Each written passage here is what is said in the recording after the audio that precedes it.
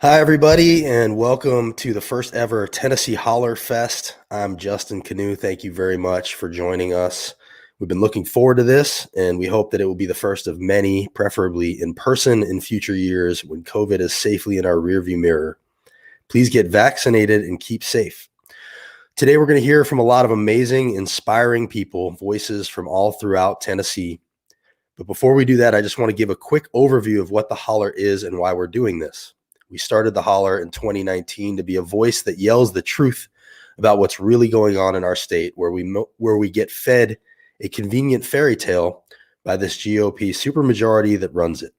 They tell us how great our state is doing and how wonderful our economy is, failing to mention the 2.5 million Tennesseans, 38% make low-income or poverty wages, or that we're number one in medical bankruptcies, minimum wage jobs, and rural hospital closures per capita, while being one of the most federally dependent states.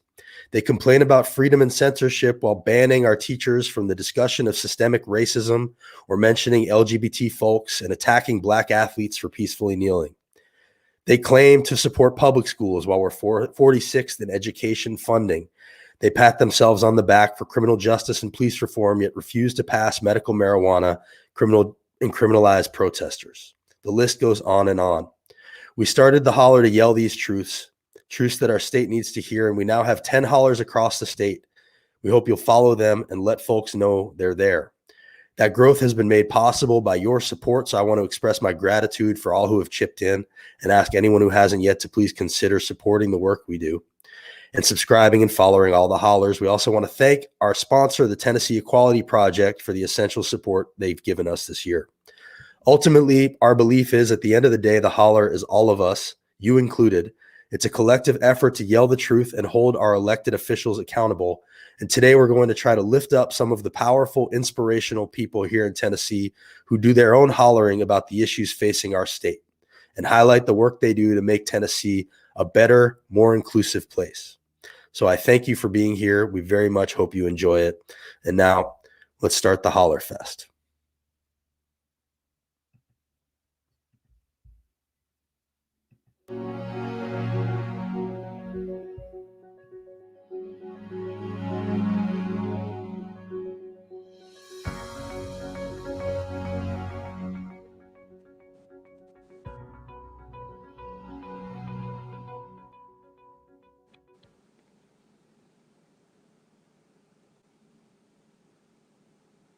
Justin, should I just start the Holler? Start to Holler, my friend. Okay, well, first I want to thank you for having this and for all the work you and your cohorts do in keeping the truth out there. Your introductory remarks were perfect on what's going on in Nashville, which is very disturbing, very distressing, very sad. There's nothing being done for the working people, very little for justice. I think there was a limited amount of progress on chokeholds, but very little being done to move our state forward. And there's so much you could mention that having permitless carry is a step in the wrong direction. If that happened, it goes into effect July 1st. Not expanding Medicaid is an awful thing, and they, even with the extra money that President Biden made available to states that hadn't expanded Medicaid, the Tennessee legislature didn't do it. So it's harmful to our physical health, but also to our fiscal health. And so no matter how they pronounce it, they get it wrong. Their inaction has hurt our economy and hurt our people. And it's sad. And that has a lot to do with the rural hospitals closing. There's just so much. And in Washington, it's not much better. I mean, we've gone from having people like Michelle Bachmann, who was one of the first people to kind of use the social media and outrageous statements to become a celebrity and be more in Congress to be a celebrity than to be a lawmaker. Yet she was kind of a nice person. She was really kind of nice, in spite of the fact that she was not very smart and not very caring and sensitive towards the real people who need help. Now we've got Laura Boebert and Michelle Taylor, or whatever her name is, Marilyn Taylor or something Green, and their house daddy, Matt Gaetz, and just the whole, that crew. There's a new boy named Marshall or something over in North Carolina, Marshall Cowan or something like that. They're just outrageous. They're nasty. They're mean. They are simply looking for internet followers and social media support, raising money, and that's what they do. One of them, I think it was the Cawthorn, Marshall, whatever his name's, Cawthorn, said that he hired, I think, 6 different people in his office to do media and social media, and that's unheard of. I mean, 2 at the most. When I started, you just had 1. Now you might have 2, 1 for social media and 1 for press. He hired 6, and that's what it's about. The Oversight Committee had a review of the procedures in place and that were operative for January 6th defense of the Capitol. And at that hearing, there was a freshman who I'd never heard of from Georgia. Maybe his name is Kane or something. And he said that if you didn't know it was January the 6th, you'd have seen the pictures and you'd have just thought it was a regular tourist day in the Capitol. Well, I did a 1 minute yesterday on the floor, which is on my Twitter site, @RepCohen, R-E-P, capital C-O-H-E-N. And I made it clear, a typical tourist day at the Capitol does not involve people rubbing excrement on the walls of the Capitol, urinating on the floors of the Capitol, beating hundreds of police to where they needed medical attention and beating hundreds of more, causing 2 to commit suicide, and then Officer Sicking, who died apparently from strokes, but strokes certainly could have been brought on by the calamity of the situation and the attacks on him. Tourist days at the Capitol don't involve breaking windows and breaking glass over on doors to gain entry to a Capitol that's been shut down for coronavirus. It doesn't include defacing statuary and paintings, and tourist days don't mean getting to the Speaker's lobby and breaking the glass and trying to enter to encroach on the House floor. And it doesn't include going in the Senate, sitting at Speaker Pelosi's desk and hollering, "Hang Mike Pence," and "Nancy, where are you? We're here for you." That was an attack on our country, on our Constitution, on our system of government, and trying to interrupt the Electoral College has set out in the Constitution to have the peaceful transfer of power, which makes America special and unique. It should never be forgotten. It should never be downplayed. And the Republicans tried to downplay it and say they were simply tourists, demonstrators, and patriotic Americans. They were none of the above. And Donald Trump sent them to the Capitol to interfere with the lawful governance in the Electoral College. He decried Mike Pence, and that's what got him to build a scaffold that they put up on the Capitol grounds. I think they intended to use it. And he told them to fight like hell or they wouldn't have a government anymore, which basically meant he'd be out of office and there would be liberals and African Americans and gay and lesbian people involved in their government in a major way. The Proud Boys and the Oath Keepers and the Boogaloo Boys and whoever else those white terrorists were in on it from the beginning, and Trump knew it. It was not a coincidence that one of the leaders, I believe of the Boogaloo, it might have been the Proud Boys, was in the White House the week before. And the White House, when it became public, said he was just there for a regular tour of the White House. I'm sure he just wanted to see the pictures of John Kennedy and Abraham Lincoln that were up in the White House. What a wink wink that was. I'm sure he talked to the president about their plans. And Oath Keepers were bodyguards for Roger Stone. And I'm sure they all knew what they were going to be doing, and they were working together, and Donald Trump knew it. And when Mo Brooks said, we're going to be kicking ass and taking names, kicking ass and fighting like hell is not, quote unquote, peaceful and patriotic actions. When Trump said, go to the Capitol, and he said he'd go with them, and he didn't, of course, and do what you do in a patriotic and peaceful manner, you wouldn't say that to any group I can imagine if you were telling them to go down to the Capitol to protest, because you know it was going to be peaceful and patriotic.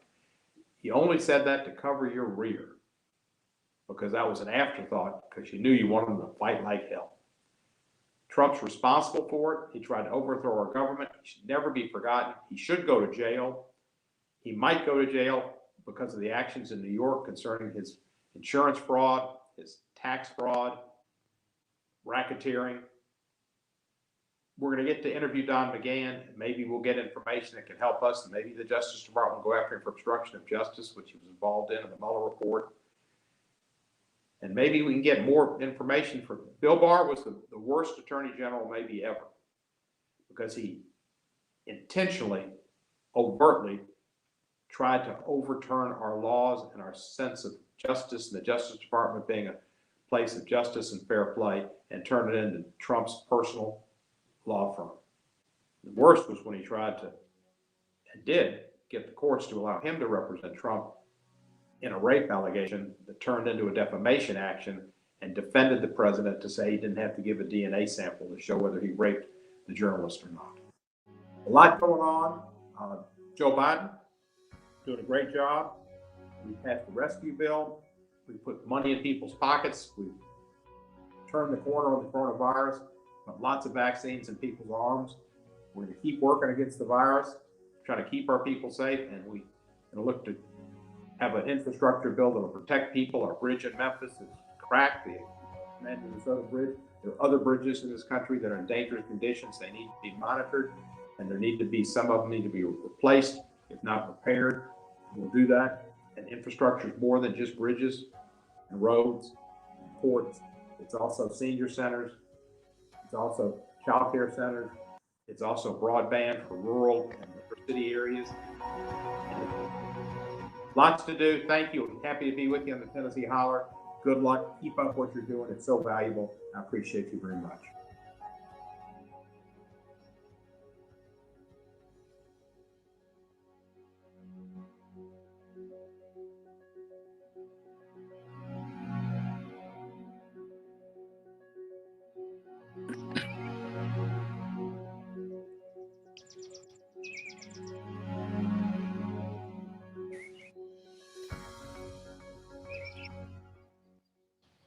All right. Hello. Thank you so much for the invitation to join you today. I'm actually here in Promised Land, Tennessee. And it's interesting that I'm coming right after Congressman Cohen, who was speaking about the white supremacist insurrection and the disparity of treatment that they received. Where I'm here in Promised Land with some friends who were arrested, for protesting nonviolently during the racial justice protest last summer, and were treated very differently by both law enforcement and politicians who responded to their nonviolent protests with brutality, with mass arrests, and with targeted raids and a lot of horrific things. And so just wanted to say thank you again for this invitation. It's so happy to be here. I can't wait till this festival's in person. But for now, just wanted to talk briefly about the subject of reclaiming democracy, roots of resistance, and racial reckoning. I believe that these are three things that are happening in Tennessee right now. And the first thing is about reclaiming democracy. I'm talking to you as someone who is not a politician. I'm not someone with a title. I'm just a student and an organizer. And I'm someone who sees that the real antidote to the poison of politics, the poisonous politics of the ruling party in Tennessee right now is really people power. And I really saw that about a week ago when we were before the Senate Judiciary Committee challenging a bill that would make it legal for cars to run over protesters and further criminalize protests like we had last summer and make them felonies. And what we saw last week was people power in action. We saw young people and clergy and community members come to the Senate Judiciary Committee in person and flood them with calls, really challenging this immoral bill. As I said to the senators, that it was morally insane what they were trying to do with this legislation. And so what we saw last week was a small victory where we were able to stop the bill for a year at least, another year where our young people and people who take to the streets as a way to disrupt injustice will not be given the permit to have people run over and killed or injured by extremists who want a license to hunt and kill people, as we saw in Charlottesville. And so what I want to say today is that, as I said to the senators there, is that we come from a community in Nashville, a student at Fisk University, where we have people like John Lewis who said that there comes a time that when you see something that is wrong, that is unjust, that is unfair, that you have to find a way, you have an obligation to get in the way. And so I really believe that that is the solution of democracy, is that legislature is not a private country club for these lawmakers like Glenn Cassida and Speaker Cameron Sexton, but it is the people's house.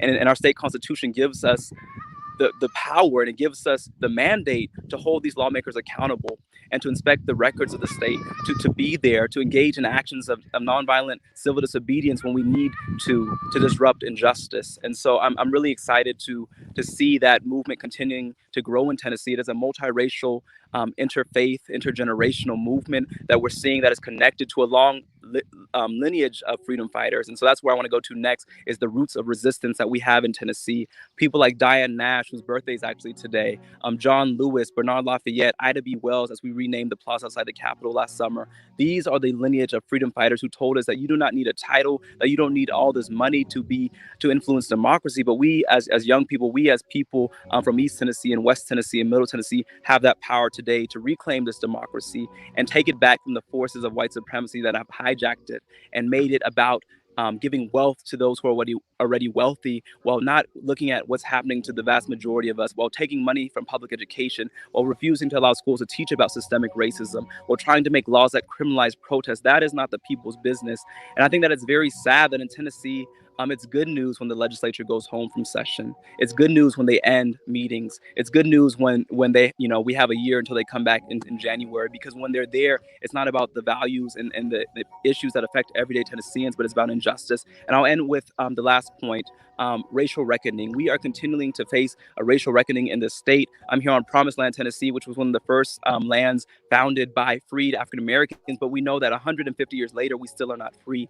That we see that in our capital, we have monuments to white supremacy. And the only way to challenge the state that idolizes white supremacist violence is with movements, is with people power, is with us finding a way to get in the way, is with us going down to the legislature and reminding them that they are just temporary public employees who happen to have a good salary, but they are not going to harm the rest of us and take our salaries away, as we see the governor doing, cutting unemployment, cutting programs of social uplift for the most vulnerable in our state. It is immoral and it is wrong. And so I'm looking forward to, as we go this summer, we're going to continue to go around the state. We're going to continue to talk to people. We're going to continue to shine light and tell the truth. We're not going to tell people to vote for, but we will tell on people. And we know that these names, the governor, Bill Lee, Glenn Cassida, Cameron Sexton, are the ones hurting our people and our communities. So best of luck to all of you. Thank you for letting me join you. I look forward to seeing you. And we shall not be moved. We shall not be moved. We shall not be moved. Peace.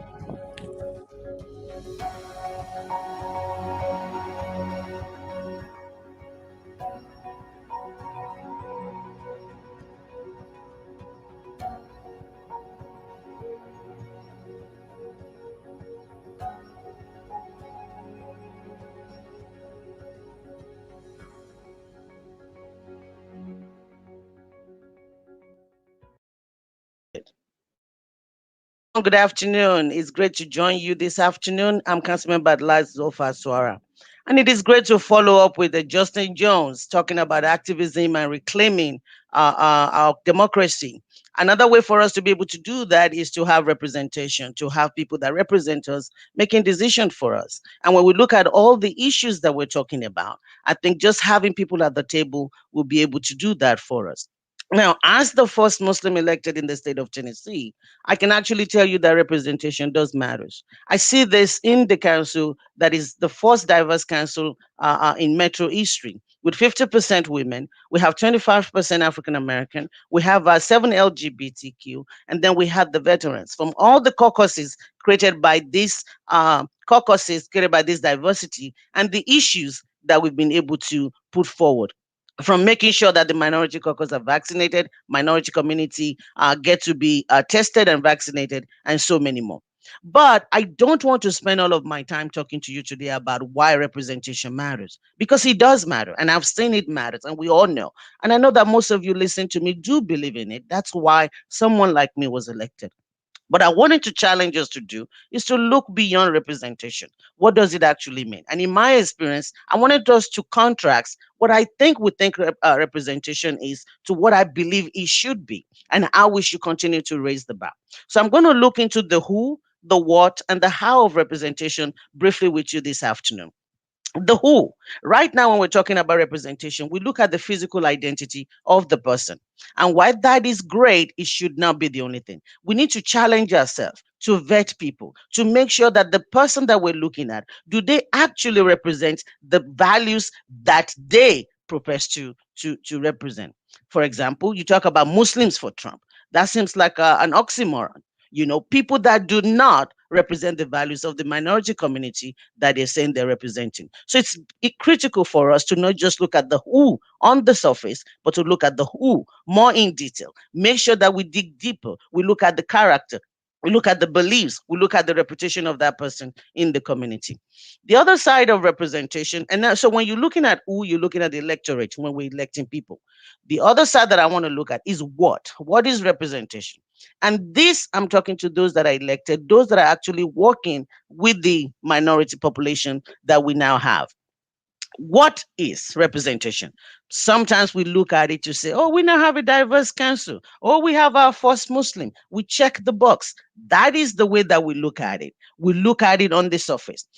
I want to challenge all of us to dig deeper into the what is representation. To me, it means that when we have these diverse voices, are those voices valued? The person that is their perspective valued? When they make complaints, do we take them seriously? Or do we go back to business as usual? I've seen people try to tell diverse people, minority people, how they should think, how they should feel. And then we talk about we value representation. That is the borderline. That is looking at it on the surface. We need to listen to the people. We need to make sure that the people that are vetted in the who are valued in the what. Now we go to the how. And this time, I want to focus on people like myself, the diverse representation themselves. Oftentimes, on the surface, we look at the how to mean that you must represent only the voices that you bring to the table. I challenge all of us to look deeper again. It is very important for someone like myself to make sure that the voices of the minority community that I represent is at the table, to speak loudly for them. That's why I'm there, because if I'm not doing it, nobody may do it. But it cannot be exclusive.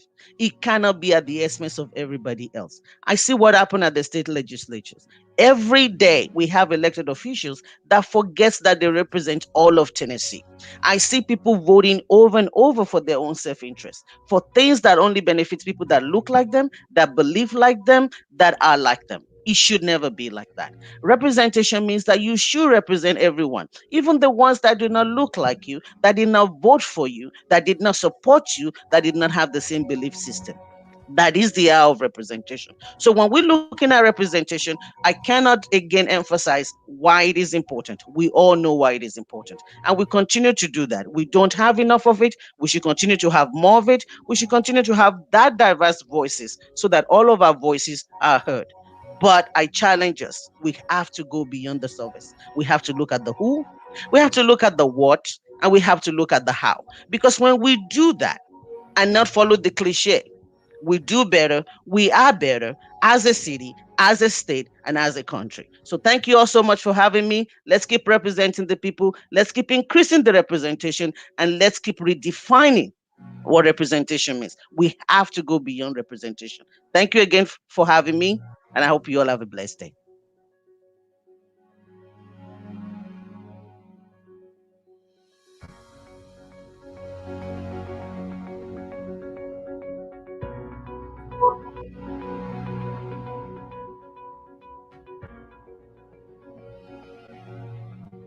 Hi, everybody. Coming to you from House District 13. I'm here with my nephew, Landon. He's helping me do some things today. And also kind of a little bit of what I want to talk about.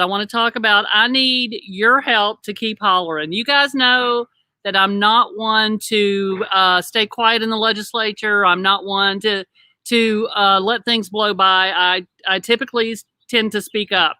And so that's why I appreciate the holler so much, because the holler also helps me holler louder and holler further.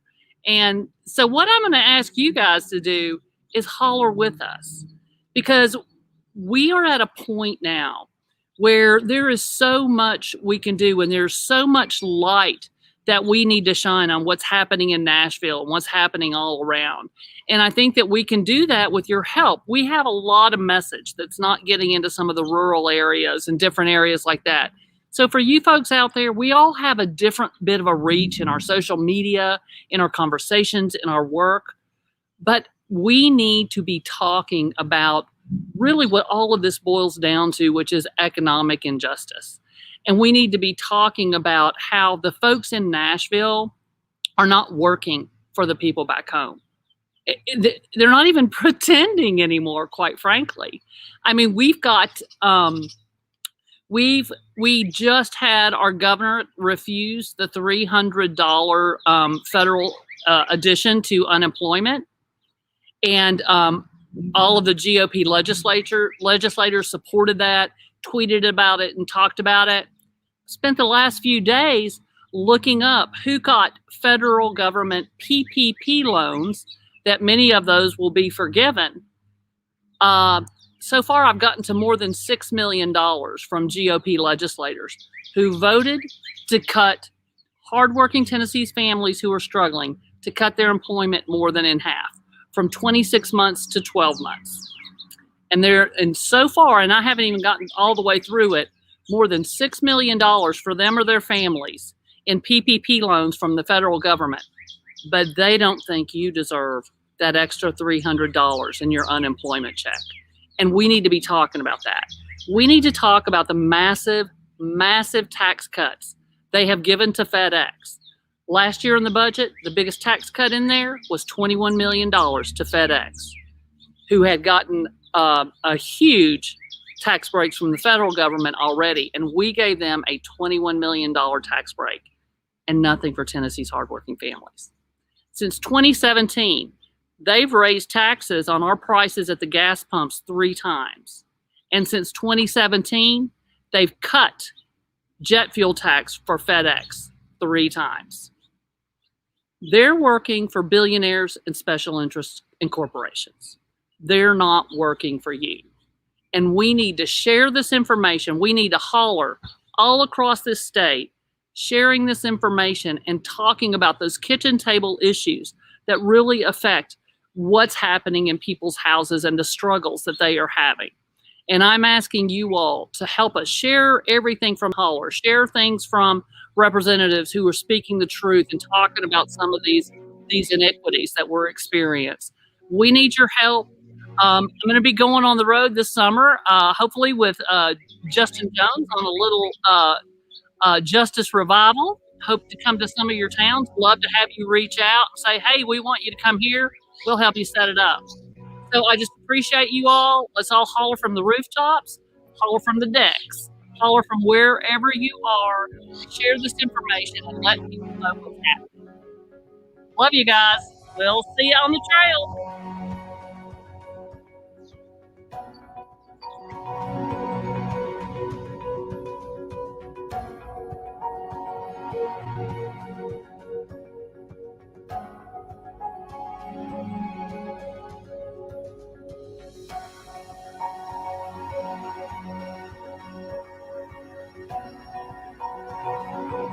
Hi, everyone. My name is Pratik Dash. I am the Civic Engagement Manager with Turk Votes, and we're so excited to be here. Tennessee has always been a breeding ground for anti-immigrant legislation. We see it in the state legislature and local government year after year. When Trump was elected in 2016, our immigrant and refugee communities were ready to fight back. We've lived in a political climate like this for decades. Tennessee's immigrant rights movement plays a critical role in holding the line against white nationalism and voter suppression in the South. And to effectively counter the rising tide of nationalism and hate sweeping across the US, we have to invest long-term strategies in both building real political power and reducing the political space for anti-immigrant populists, especially in the South. We're an organization that was formed in 2018, but in that short time, we have accomplished so much. We've knocked on thousands of doors, and we've built a team of over 250 immigrant youth that represent 40 different countries that go out year after year, month after month, election cycle after election cycle, and are building electoral power in our communities. When we were first formed, there was a Representative Eddie Smith who killed a tuition equity bill for undocumented immigrants twice, not just once, but twice. And we helped get Gloria Johnson, who spoke before us, elected in 2019. 21 of our 25 endorsed candidates were elected to city council. And, folks like the amazing Zulfat Suara, who you just heard from, was elected. And we're having people that look like us finally take office. This whole program is driven by amazing immigrant youth, and I would love to introduce my co-facilitator today, Catherine, to share her story. So Catherine, I'll pass it to you. All right. Hello, everyone. I am Catherine Sierra Garcia, and I'm a DACA recipient from Honduras. I have been in the United States since the age of 2, and I'm currently a college student preparing to start the nursing program this upcoming fall, and I have thankfully been able to achieve this due to having DACA. I first got involved with Turk Votes in 2018 as a high school senior when I realized that many high school seniors who were eligible to vote were uninformed about registration and the voting process. And many were even aware of local elections that happen at state and even city level. By hosting and organizing a field trip, a group of classmates and I were able to inform many students about the importance of voting, and many of them even had the opportunity to vote for the first time on the day of the field trip. Although I'm not eligible to vote, I know the importance of voting, and that is why I encourage those who are eligible to vote to do so. I might not have the voting power, but I can still make an impact on the elections. I can knock on doors, call voters, text voters, and I can even drive people to the polls. I'll do whatever it takes to make sure that our community have electoral power. On my first day of canvassing, I was at the first house that I knocked on. I was greeted by an elderly woman of color, and midway through explaining myself, she cuts me off. She expresses her love for communities of color and how much they mean to her to have us as her neighbors. And it reassures me that she will use her vote to make Tennessee a home and a welcoming place for all of us. Since that day, I have mobilized hundreds of immigrants to vote in these last 3 years, and I remind them to vote, that their vote is more than their own.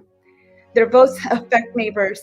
Their vote affects our communities. Their vote even affects me. To all elected officials out there, I want you to know that our communities will not stand for anti-immigrant rhetoric. I, along with 250 other teammates, will make sure that we are talking as many voters as possible until Tennessee is welcoming for all of us. Thank you, and I'll pass it back to Pratik. Yeah, real quick, to all the candidates and elected officials that are watching out there, you must treat our communities with dignity and respect. And if you don't, we're going to let you know we have electoral clout. We're going to mobilize our communities to take over the polls and elect someone who will make this state welcoming and inclusive for all of us, regardless of our faith, our ethnicity, or the color of our skin. Thank you all so much.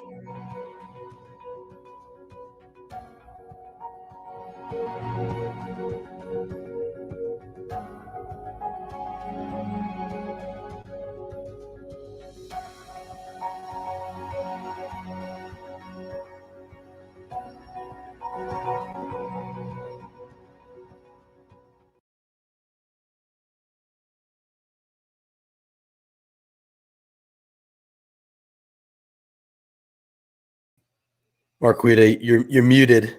Sorry about that. Oh, here we go. We're going to try this again. Hello, everybody. My name is Marquita Bradshaw. I grew up down the street from South Memphis from a military landfill. The chemicals disposed there were made to kill people and plants very effectively. There was air, water, soil pollution, and I experienced a lot of my family members get sick and die of cancer, and also my neighbors. There has always been a connection between the physical environment and our economy. The pollution of my community is my motive for fighting for healthy and safe communities where people live, learn, work, worship, and recreate. No matter who you are or what zip code you live in, you deserve clean air, water, and soil right now and for generations to come. We have an opportunity to move forward to a future where we have a green, renewable economy that creates jobs and improves our infrastructure. The boom of the Industrial Revolution represented progress, jobs in America across our country. Manufacturing jobs and industries grew exponentially across our nation.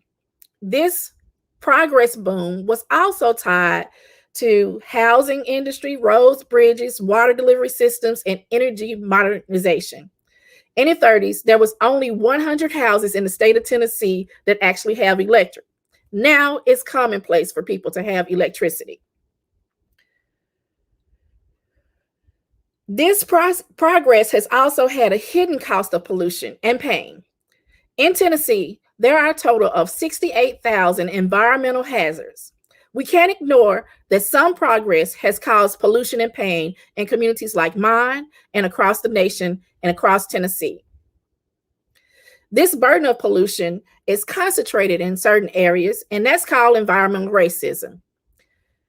Racism has a way of festering, and it becomes injustice in other people's communities. What's in my backyard will be in your backyard tomorrow. Many times you hear about progress, but it does not factor in the cost of pollution. Pollution has a cost when it makes people have high morbidity and mortality rates. Pollution has a cost when you have to remediate the air, water, and soil to make it pristine again. Pollution has a cost when people do not have clean drinking water. Pollution has a cost when farmers cannot continue to pass on farming to the next generation because of erosion or the land will not yield growth. Pollution has a cost where there is no clean air and you leave the burden of taxpayers to clean up the mess of industries that have closed down. Tennessee's pollution economy is too great to ignore. Tennessee, we have 48,400 registered polluters. We have 18,300 tank spills and leaks. In Tennessee, we have 1,100 Superfund sites, and we also have 164 brownfields. That means in Tennessee, we have about 86,000 fence line polluted communities. That means in all 95 counties, we are all connected by pollution. The cost is too great when the landfill that I grew up down the street cost $168 million to remediate, and it still won't be clean for thousands and thousands of years. The cost of pollution is too great when you look at coal ash. The TVA coal ash pollution will be billions of dollars and would take decades and decades to complete. We are all connected. Everyone in Tennessee deserves a just transition that includes a green renewable energy and infrastructure that creates jobs and heal the communities that have bore the hidden costs of pollution. There are no invisible walls or barriers that keep pollution in one place, because what happens in my backyard, I said before, will happen soon enough in yours. We are caught in an inescapable network of mutuality tied to a single garment of destiny. Whatever affects one directly affects all indirectly. We must move toward a just transition. I quoted Martin Luther King, and I kind of twisted it around in the end to say we have to move toward a just transition. When we look at where we can go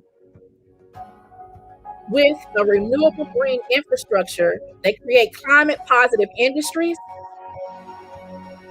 and handle our infrastructure needs right now. Memphis, we had a breakdown in our water delivery system where we actually had to boil water at the beginning of this year when the weather was freezing. And also we have cracks in the bridge, as you heard Steve Cohen said. And that's not just isolated to Memphis. In places like Tullahoma, they're experiencing flooding where you have to actually leave your home because your home is flooded out. The cost of pollution is too great, and the cost of climate change is too great. It's time for us to stop carrying the burden of pollution. We can see the progress of the future by working together for ingenuity and creativity. How our environment is utilized has always been tied to our economy. And right now, we have the opportunity to move forward with an economy that continues innovation and strengthens our science of healing and creation when it comes to creating healthy and safe communities for you and me, where we live, learn, work, worship, and recreate. No matter who you are, we can have clean air, clean water, and clean soil right now and for generations to come. Thank you.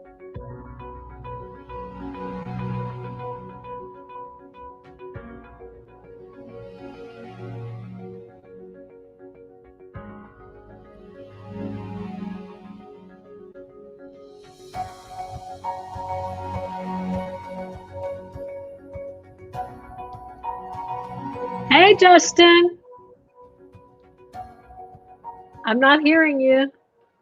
Your phone is off. I just wanted to jump on and welcome Stella, the special guest. She's going to do a little music for us real quick. Thank you, everybody, for the great speeches so far. We still have a lot of great stuff to come, but we are grateful to have Stella with us today, and she's going to play us a special song here right now. So I just want to jump on and give her a proper introduction. We can hear you great. Thank you so much, Stella. I'm going to get myself out of here now.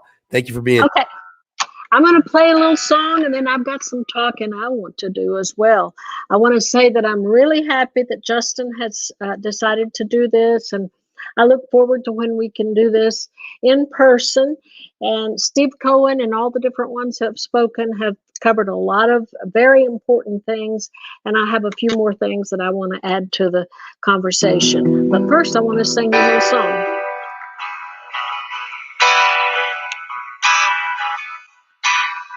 Up in the holler, where the birds and the whippoorwills sing. Oh, I sometimes get so lonely to hear those childhood things. Oh, my mama, she would tell stories in a voice so sweet and kind. Then she'd sing like an angel. You could hear her voice ringing through the night.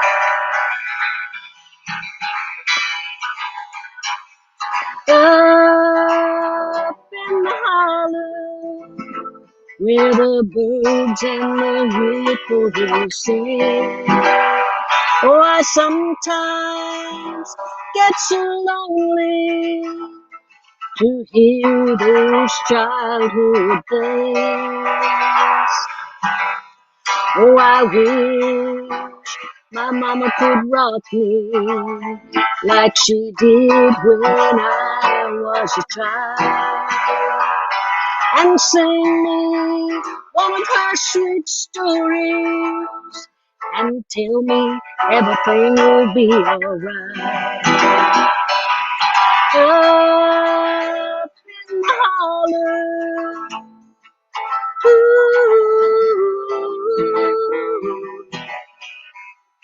up in the holler,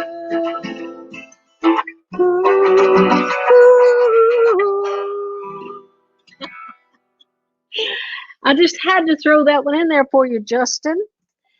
I'm not able to hear very well. I have a little bit of a head cold, but I have so many things I want to talk about. First of all, I want to say that I'm very disappointed that Governor Lee opted out of the $300 federally funded, government funded unemployment addition that people need so badly. I know we're going through this pandemic and we're trying to get through it, but I think we will get through it. I think if you haven't had a vaccine, I would like to ask you to get a vaccine. Now, one of the things that I really want to talk about here is the anti-abortion situation and how we have had our lawmakers in Tennessee would go into the middle of the night to pass laws about abortion.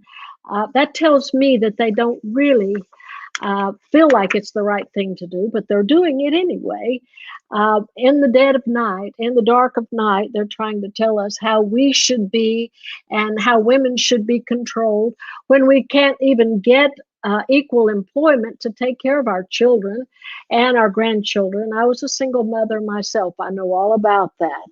And another thing that is real disheartening to me is how our own Tennessee lawmakers right here in Tennessee aren't doing everything that they need to do. Do you know there's families selling children for sex, most common form of human trafficking in East Tennessee, where I'm from, and they have found children as young as 3 years old in these sex trafficking situations. And our lawmakers are not doing anything near what they should be doing to try to stop this or stem this problem. As we know, we've had all kinds of people having been murdered just recently over sex issues and pornographic stuff. This has got to be addressed more than it's being done now. And it's something that really troubles me because, you know, I'm from East Tennessee, which is one of our tourist areas. It's one of the most visited parks in the United States. And to think and to know this from a lot of the things I've read and things that I have been told, that sex traffickers are bringing young women, young girls, and boys into the mountains of East Tennessee, and they have a perfect situation, a perfect storm for this sex trafficking because they have all these rental cabins and all these places where the police couldn't get to these children if they wanted to. I know for a fact that this is going on. I have been up there visiting family before near the Sevier County Airport, and these private jets come in there on Friday afternoon and then leave early Monday morning. And this is not being talked about by Marsha Blackburn or Haggerty or Governor Lee. None of these people are talking about this horrible situation that we're going through, and it's being perpetrated on our citizens right now in East Tennessee, in Knoxville, which, by the way, is one of the worst places for opioid abuse, from the Cumberland mountains up there, and Crossville is one of the worst places for crystal meth and then the opioid abuse that we've dealt with. And Marsha Blackburn and these different people have just turned a blind eye to it, but they're taking money to fund their campaigns and to keep them in office and being, you know, acting as if this is just normal and we don't have to talk about it. Well, this is one of the main things that is bothering me. And then I noticed that the lawmakers here in Tennessee can worry about a statue when they should be worrying about the anti-trans laws that they are trying to pass right now, which is just a horrible thing. And also, just last week, let me see if I have the paper here on it properly, because I don't want to misquote myself here, how women, Tennessee women receiving surgical abortions would be required to bury and cremate fetal remains following this bill's passage. Now, this is something that is another way to control women. And, you know, you can control women already because you're not allowing them to make the equal amount of money that men are making. But we have all this going on, and we have to say something about it. We all have to be able to talk about it. Yes, that article was Stella Yu. I guess that's how she pronounces her name, but that's her article in the Nashville Tennessean about this. And it's just a horrible, horrible way to control women. And the anti-abortion bill stalled in legislation as Senate GOP leadership expresses little interest, is what this is saying here. And I wanted to bring this to everyone's attention. And the clinics and the women would bear the cost of the fetal remain disposal. Listen, I don't believe that our lawmakers or our churches have a right to tell a woman what to do with her body. And no, it's not murder. I tell you what's murder is when you have little children as young as 3 years old being sold by drug-addicted family members all over this country and all over this state.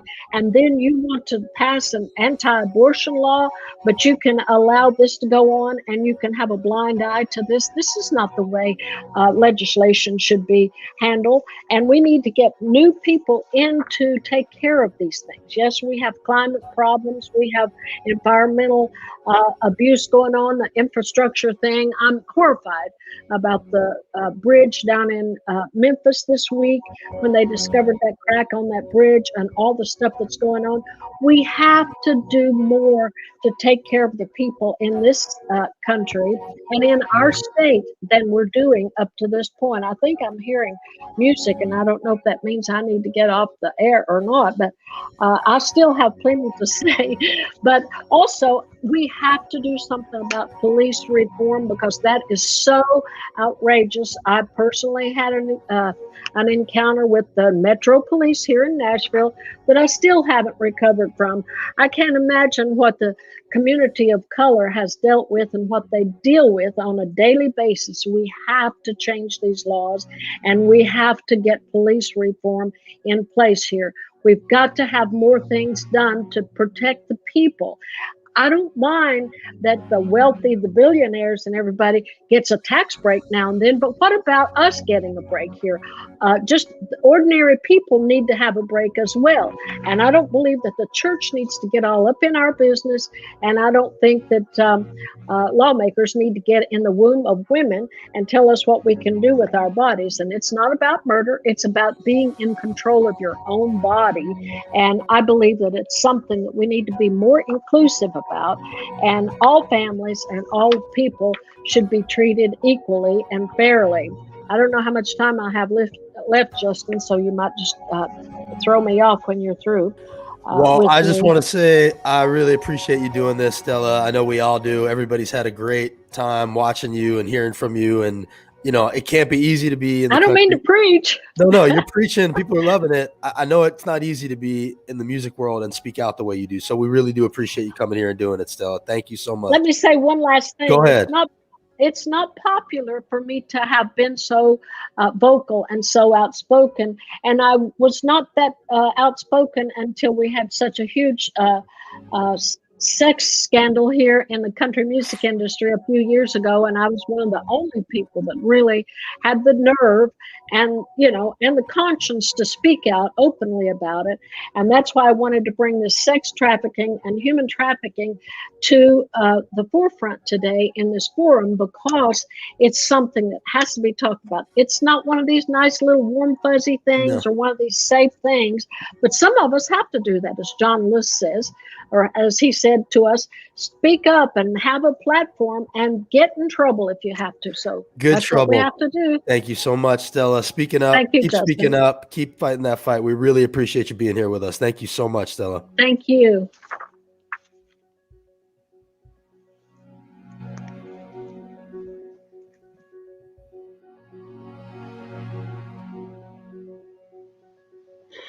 Thanks so much to the Tennessee Holler for having us today. My name is Chris Sanders. My pronouns are he, him with the Tennessee Equality Project. We've enjoyed partnering with the Holler this year. What I want everyone to understand is that we are all being treated as the supermajority's lab rats. They are seeing how far they can push model bills from national conservative movements, but they are also innovating with their own bills. The anti-transgender bathroom sign mandate bill is an example. That's one that was thought up right here in Tennessee. And it's really scary that our legislators are cooking up some of the worst bills in the country. Almost every group that has been oppressed historically could tell the same story about the Tennessee General Assembly this year. As the legislature grinds down on us, we have to try our own experiments. And we did this year. We did more phone banking. We tried television ads. We appealed to everything from humanity to finance. They didn't seem to care. But we need to keep experimenting with our tactics. And we will achieve that by staying in touch with the people of Tennessee, rural, urban, and suburban. I don't believe there is an answer outside of Tennessee for Tennessee's problems. The answer for all of us in progressive movements is to stay in touch with the people of Tennessee, all the people of Tennessee. I want to give you one quick example. One of my heroes is Morgan Robertson, who is the chair of our TEP Northwest Tennessee Committee. She helped us get started organizing in the Weakley County area. We haven't moved their state legislators yet, but she is now on an official county board that addresses discrimination, a transgender woman addressing discrimination in an official capacity in Weakley County, Tennessee. So it's important that we organize everywhere. The time between elections is not just a time to prepare for the next election. You can't vote them out in the middle of a legislative session. You've got to fight hard while the legislature is in session. And we have a firm hope that we can succeed, whether in the legislature or in the courts. And I'm always anchored to these words in the 14th Amendment. No state shall make or enforce any law which shall abridge the privileges and immunities of citizens of the United States, nor shall any state deprive any person of life, liberty, or property without due process of law, nor deny any person within its jurisdiction the equal protection of the laws. Our legislators may only like the constitutional amendments through Amendment number 10 on states' rights, but there is Amendment 14, and we will prevail as long as we organize and keep that in mind. Thank you, Tennessee Holler, and thanks to all of you across Tennessee, East, West, and Middle for fighting so hard.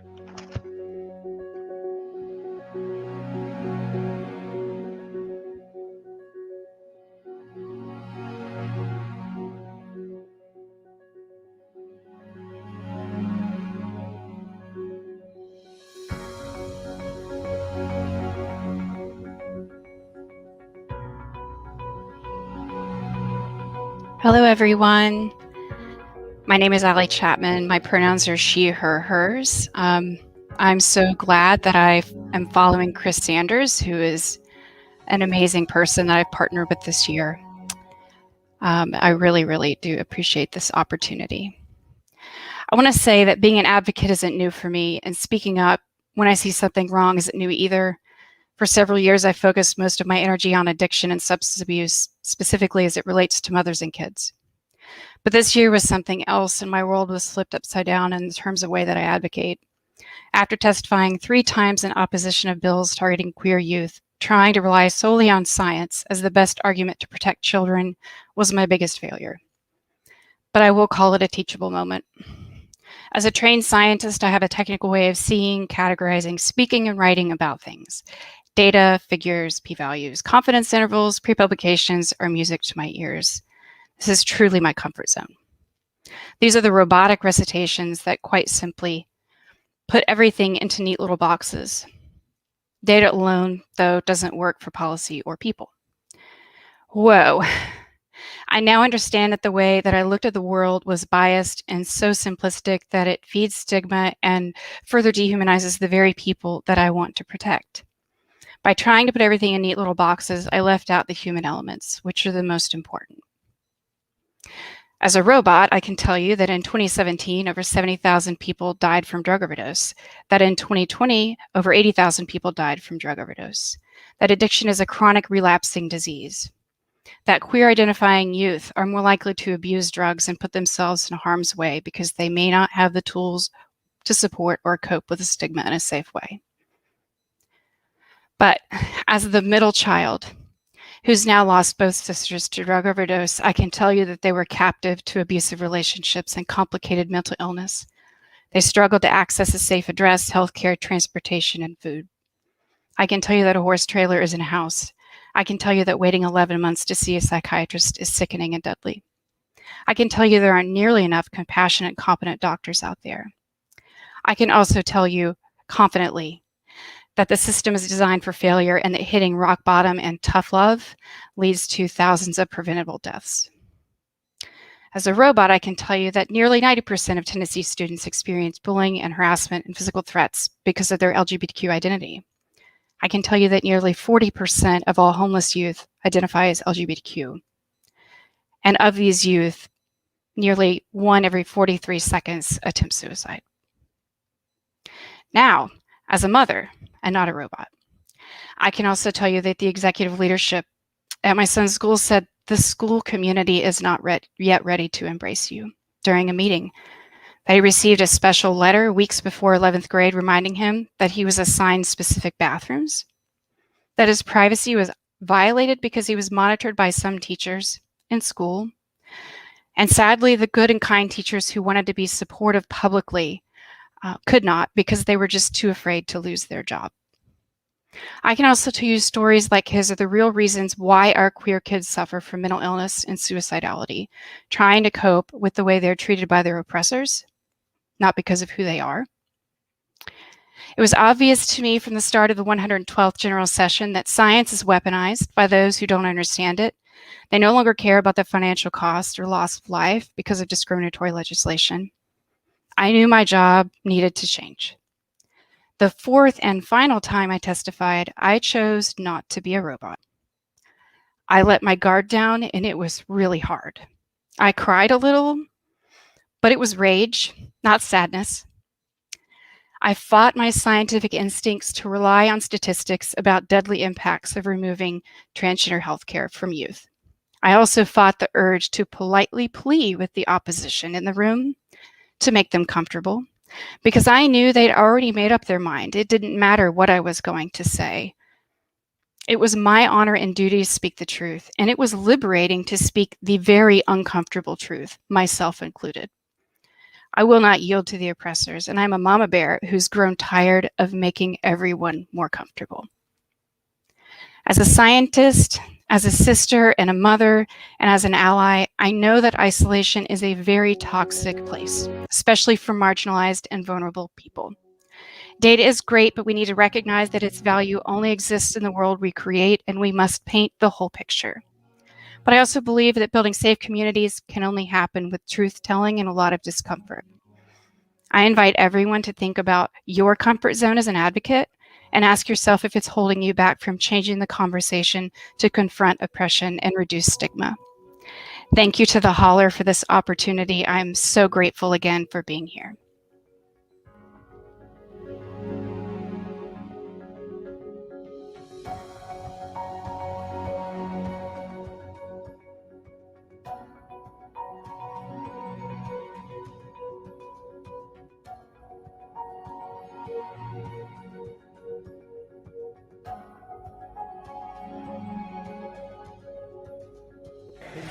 have any thoughts on HR 1? Are you worried too many people are going to vote if HR 1 passes?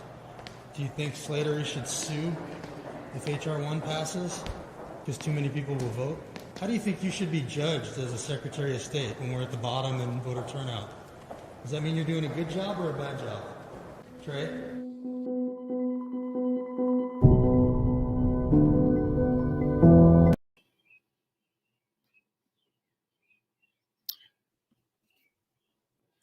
Justin, thank you for replaying one of my favorite Holler videos. And I hope y'all noticed two things about it. One, Trey Hargett was ducking all of Justin's excellent questions. And two, he was racing to the bottom of the staircase, spiraling down. And that's just what Tennessee has been doing. We have been competing to be the worst in America when it comes to voter suppression. Now, why is a good state like Tennessee doing this? The short answer is Republicans are doing everything they can to grab power, to keep power, by keeping Democrats from voting. Now, there's a longer answer, too. That goes back 50 years.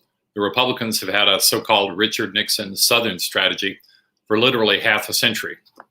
And that strategy is to make it systematically harder for minorities, for young people, for people of color to vote. And remember, the Republican Party could have chosen a completely different path. They could have chosen to make voting easier, but no. They chose to torture us and our democracy with their voter suppression. And one of the most obvious tricks they use is having to do with college IDs. It doesn't matter where you go to school, but even if you go to UT, MTSU, Nashville State, state-sponsored schools, that state-issued ID is not good enough to vote. Meanwhile, if you have a concealed carry gun permit, which, by the way, you don't even need anymore because now we have permitless carry in the state of Tennessee, but that state ID lets you vote. It's crazy. Now, the Republicans have almost an infinite number of tricks like this, and they're not finished yet. So think of it this way. Think how easy it is for you to shop for anything you want in the store. You can buy it from anywhere, anytime, in person or at home. It doesn't matter. Now, all voting is shopping. Voting is shopping for your politicians.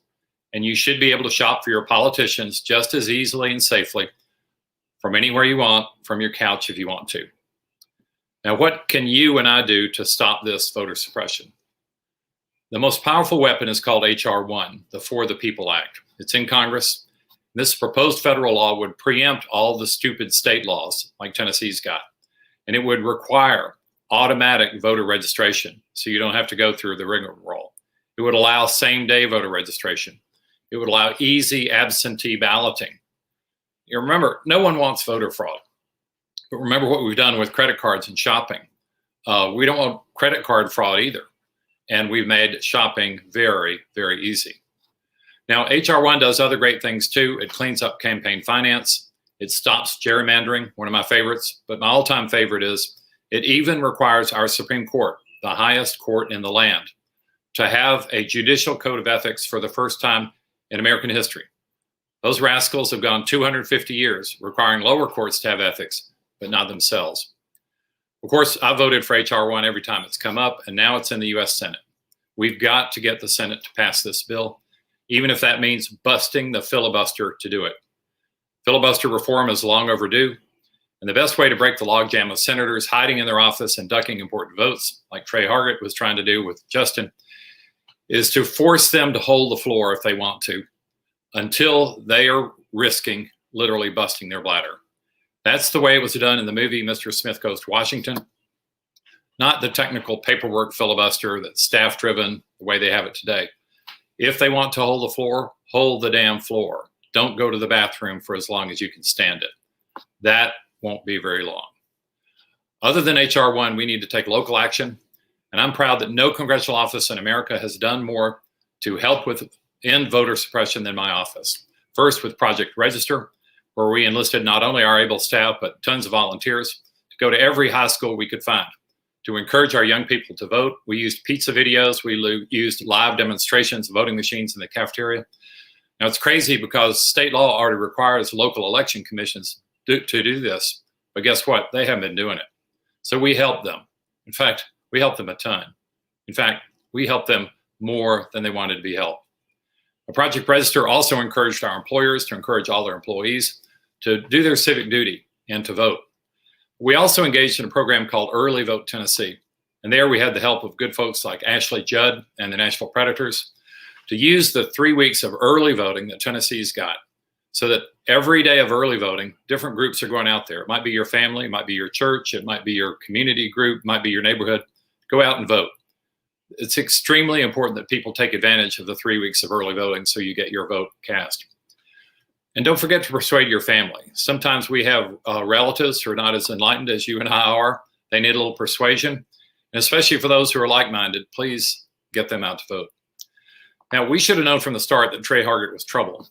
Bad trouble, not good trouble. Bad trouble because 7 years ago, he tried a trick that's still unbelievable. Nationwide, he's famous for this. You know those stickers that they hand out after you voted? It says, I vote. Those are fine. Those are appropriate. But Trey, when he took office, at taxpayer expense, he had those reprinted. So it would say, I voted, and put his name on the sticker. So it'd say, I voted Secretary of State Trey Hargett. I hope we can pull up a slide of that. It's completely outrageous. He put his name on the sticker at taxpayer expense. What an overreach. What an abuse of power. Even Republicans knew he'd gone too far. Now, the whole history of America is really about expanding the right to vote. And Tennessee used to lead the way. In the 60s, there was a case called Baker v. Carr, which established for the first time that all of us have an equal right to vote. Now, sadly, since then, our state has just gone backwards. And we're not only lagging, we're trying to turn back the clock to the era of the worst of the Jim Crow laws. That means that we have no voice, no hope at all. So we've got to work together. We've got to pull together and with the holler to stop this downward spiral. We've got to go up. We've got to restore voting rights for all Americans.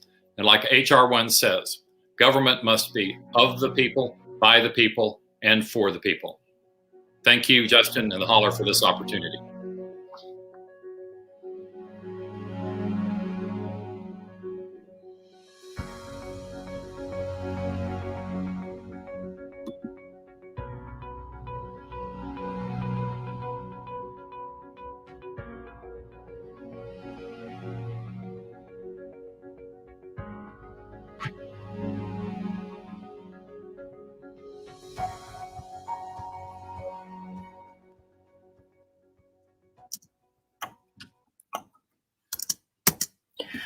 Hello, I'm your Senator Marsha Blackburn. Over the past few weeks, my Republican colleagues and I have spent quite a bit of time making sure the American public knows just how much President Biden is spending on infrastructure. Well, what I want to put attention to on what infrastructure is.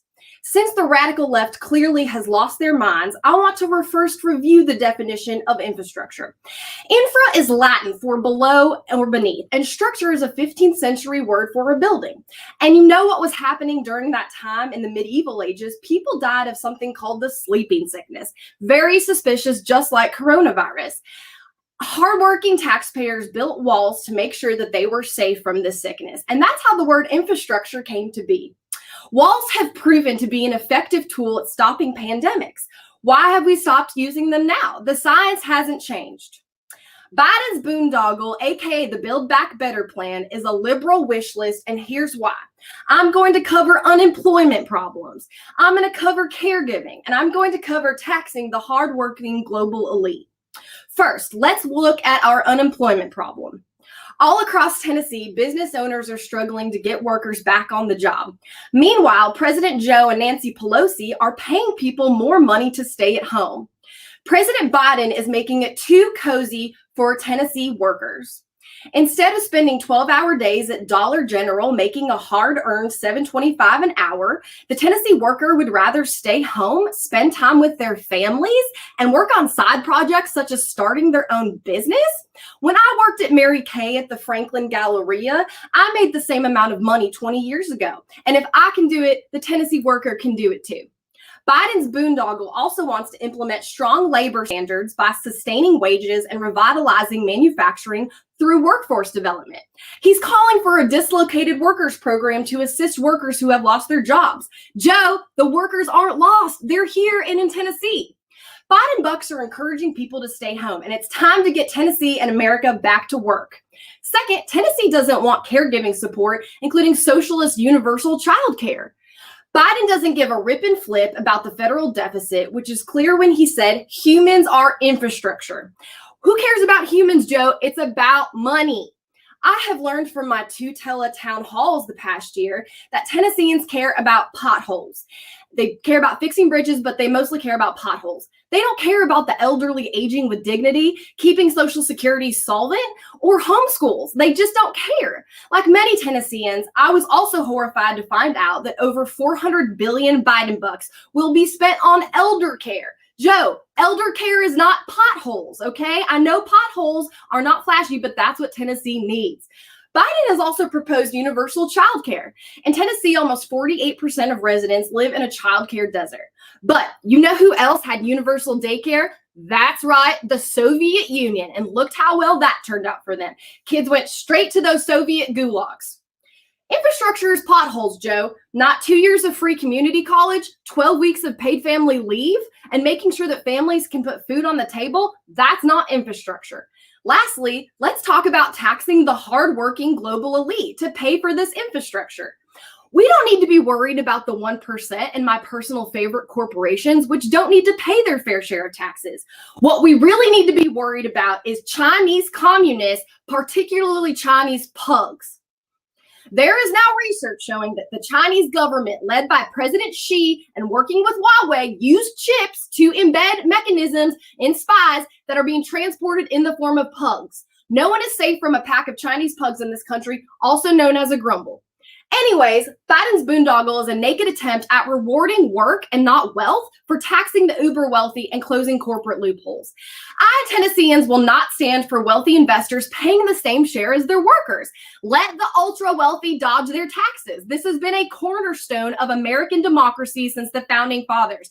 We need to focus on the real threat of pug cyber terrorism. So in essence, infrastructure will kill us all. If you're interested in taking a stand, visit bit.ly Stop Blackburn, and I know I won't be taking questions at this time. Thank you and have a blessed day.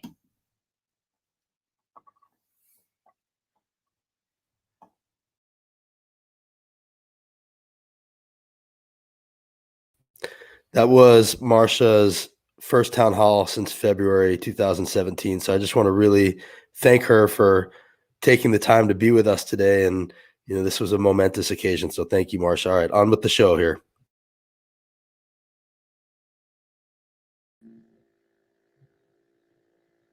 Hey, y'all. I hope you're ready to hear a little bit of hollering about healthcare. I'm Michelle Johnson. Hi, I'm Michelle Johnson, the Tennessee Justice Center, here to holler a little bit about healthcare. Super honored to be with you and spend a little bit of time with friends. How many people know that we're 45th in the nation at life expectancy? We are going in the wrong direction, and that puts us in, we basically are in a stiff tie with Serbia in terms of life expectancy. And throughout Tennessee, life expectancy continues to go in the wrong way. And that's because we have elected officials who are working very hard to keep healthcare from people. I'm going to talk just a smidge about Medicaid expansion and block grants. Medicaid expansion, as you well know, began 7 years ago. 7 years ago, we could have covered the 300,000 working poor folks who could benefit from comprehensive coverage. We refuse to do that. Now we're number one, continue to be number one in the nation at rural hospital closures. That's really incredibly hard for families who are in rural communities, even if they're privately insured. If they get COVID and they need to get to a hospital quickly, many rural hospitals have closed. Once the first one closes, there's a domino impact throughout that rural East and rural West Tennessee area. And so what do we do about rural hospital closures? Well, we know that what we can do is expand Medicaid.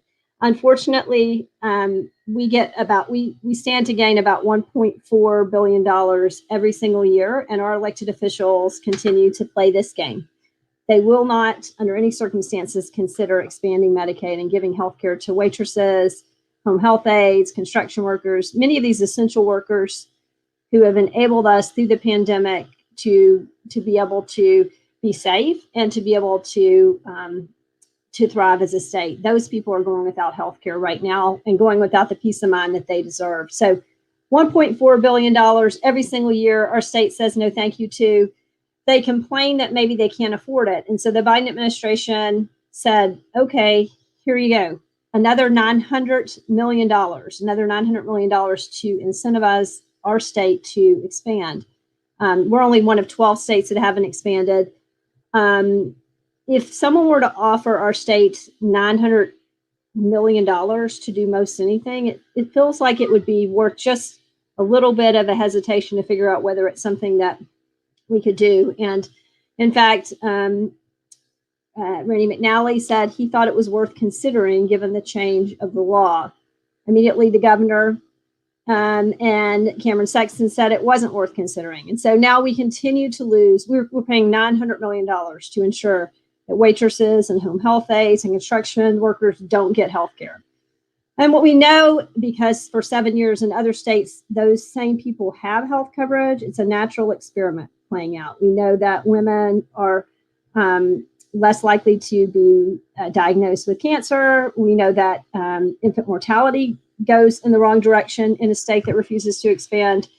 And we know maternal mortality is going in the wrong direction. Again and again, we see that if you have leaders who refuse to do what's right, if you have leaders who refuse to take benefits from the federal government and ensure that that gets to the working poor families in the state, then it'll make our families sick. And so we continue to see that with 400 different studies. I encourage you to speak out on expansion.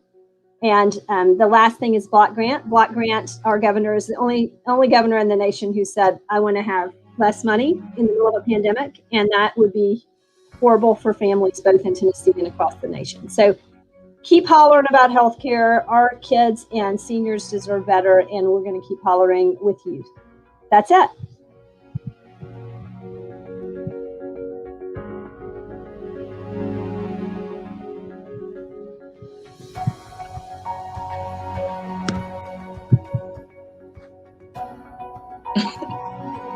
Right, you got it, T.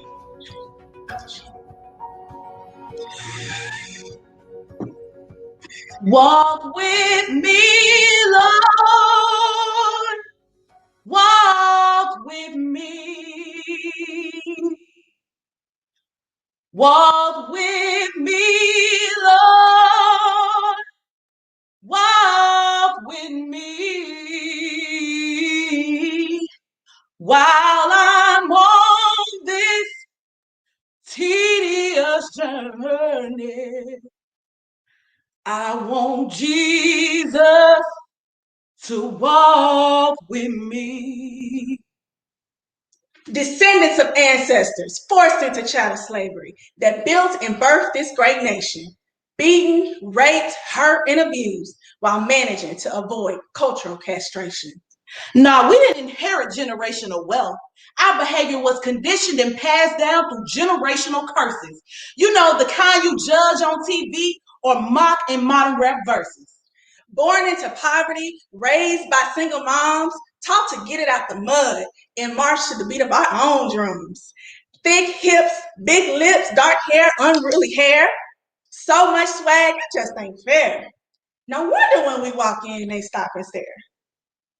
Where we from, being smart ain't cool. It's easy to get cast out. Not good enough for the country club, but too classy for the trap house. In spite of everything that we've been through and all the shit that we've been given, one thing's for certain, two things for sure. You can always holler at Black women. Holler at Black women because we always speak the truth. Whether it's being one of the few Black women at Vandy or fighting for equitable access at the voting booth. Holler at Black women, because we always keep it real, whether it's fight for corporate accountability on a development board or closing a big business deal. Listen, our truth needs no proof. Our work speaks for itself. We're just two Black women from around the way, fighting for racial equity in the Bible Belt. And nah, it ain't easy, and people don't always give credit where it's due. But we're not doing this just for us. We're doing this for you, and you. No matter what you look like, no matter your color, who you love, pray to, or where you come from, when Black folks finally win, we all gonna come up. In spite of everything that we've been through and all the shit that we've been given. One thing's for certain, two things for sure. You can always holler at Black women. Holler at Black women, because we always got receipts. We play to win, y'all. We don't forfeit or succumb to defeat. Yeah, we registered all them Black and brown voters. Had Trey Hargett throwing a fit. They tried to pass a law to criminalize us, but we killed that bullshit. I bet Governor Lee, McNally, and all they racist cronies throw salt on our name. And yeah, that hate's legit, because no matter how hard they cheat, we're going to make them bust their ass for every vote they get. See, don't get it twisted. We ain't no Candace Owens type Black girls here to stroke your ego and make you feel like a man. Man, sis be ready to sell her soul for a seat at day table just to get what little she can. With the strength of our ancestors, we do what we want, when we want, and how we want. And with all this power, the Equity Alliance will always remain unbossed and unbought. But don't just label us as activists, because we are more than that. We're accomplished so much, and we wear multiple hats. Strategists, organizers, visionaries, entrepreneurs, all around badasses, in case you didn't know, unapologetically walking in our power with that infamous Black girl magic glow. We were destined for triumph, fighting to be all that we can be. We just two Black women from around the way. Dubbed the Stacey Abrams of Tennessee. You see, the victory is ours, but it won't be given. It's something together we gotta take. Bet on Black women. Rock with the Equity Alliance. Let's flip this state. In spite of everything that we've been through and all the shit that we've been given. One thing's for certain, two things for sure. You can always holler at Black women.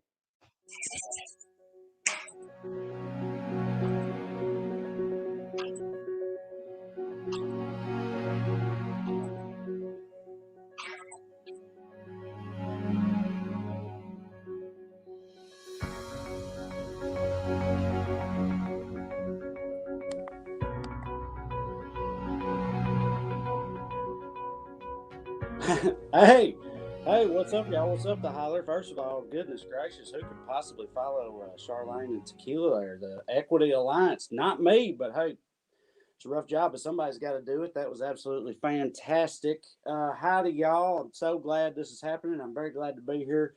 Everybody doesn't know, my name's Trey Crowder. I am, by some people's estimation, a comedian, and by others' estimation, a blood trader. Kind of depends on what side of the fence you fall on, I guess.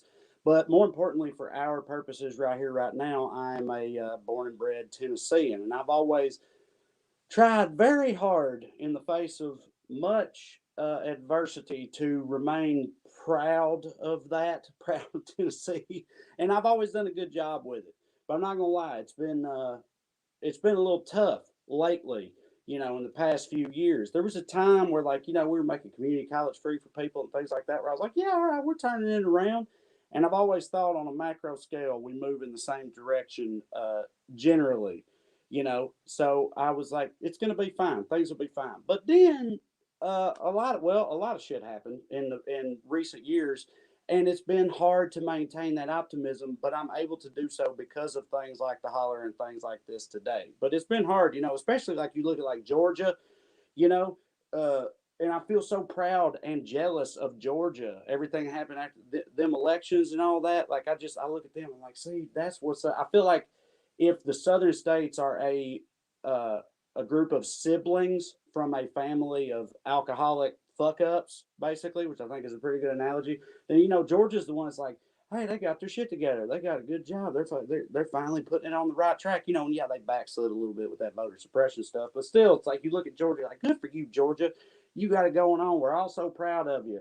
And then Tennessee, you know, we're like in the parking lot of a Family Dollar in the back of a '92 Astro van with Alabama and Mississippi, just smoking meth and just being wild. We're like, can I put the poison in my butt? That's how Tennessee's recovery is going lately, I feel like. But I maintain optimism because of things like this. I'm actually going to get real with y'all for a second. Before it became illegal to do so, I toured the country multiple times, every state, all over the place, peddling my giggle wares, you know. And probably the number one thing that I took away from it was this experience. I can't tell you how many times I met somebody after a show, somebody was at the show that said something to the effect of, I'm from insert small southern town or small rural town here. I'm from there, and I'm the only liberal in the whole town. So I really appreciate what you do, right? And every time this happens, I'm always like, no, you're not. I promise you, you're not. The reason you think you are is because we have always typically been much quieter than them. Sure, there are fewer of us, but they're also just way louder and more obnoxious. And the people on our side of the fence, historically, have been, you know, look, I get it. You're reticent. You don't want to fuck up Thanksgiving dinner. I understand. It's easier just to not bring it up. But that's the only way that we ever let them know that they don't speak for all of us, right? That's what we have to do.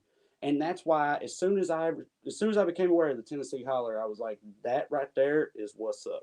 That's exactly what's up. And things like the Holler Fest, and the Holler is such an appropriate name because that's what we got to do. We got to holler, rage against the dying of the light in our home state and in the South and red America, whatever you want to call it, at large. We're out here. We are legion. We know that in our hearts. We have to let everyone else know that too. And the only way that's ever going to happen is by standing up and hollering and letting people know, which is exactly what Justin and the Holler are doing and exactly what Holler Fest is about. And I look at things. If you'd honestly grown up in Salina, Tennessee in the 90s, in early 2000s, if you'd have told me that what we're doing right now would be a thing, I wouldn't have believed it. And not just because of all the computer magic that's going on. I mean, that too. I'm a trailer baby. I never saw all this coming. But just the general premise itself, it would have been hard for me to believe. But here we are, and we're doing it, y'all. And we just have to keep doing it. And I really look at things like this, and y'all being here, and I have, oh my God, I'm drawing a blank. What's that stuff? We used to have it. Hope. Y'all remember Hope? We used to have that shit, right? Remember that? It was great, right? And then for a long time, it was like we just didn't have that no more. But I think that's coming back now. And it's because of things like this and people like y'all. And we just, we're in this thing together. And all we got to do at the end of the day, I think, is just keep doing this. Keep doing what we're doing. Keep marching forward. Keep hollering into the darkness, and I believe we will get there someday. I truly believe that. And with that, thank you all for giving me the time. I appreciate it. I'm Trey. What's up, the Holly? Thank you, guys.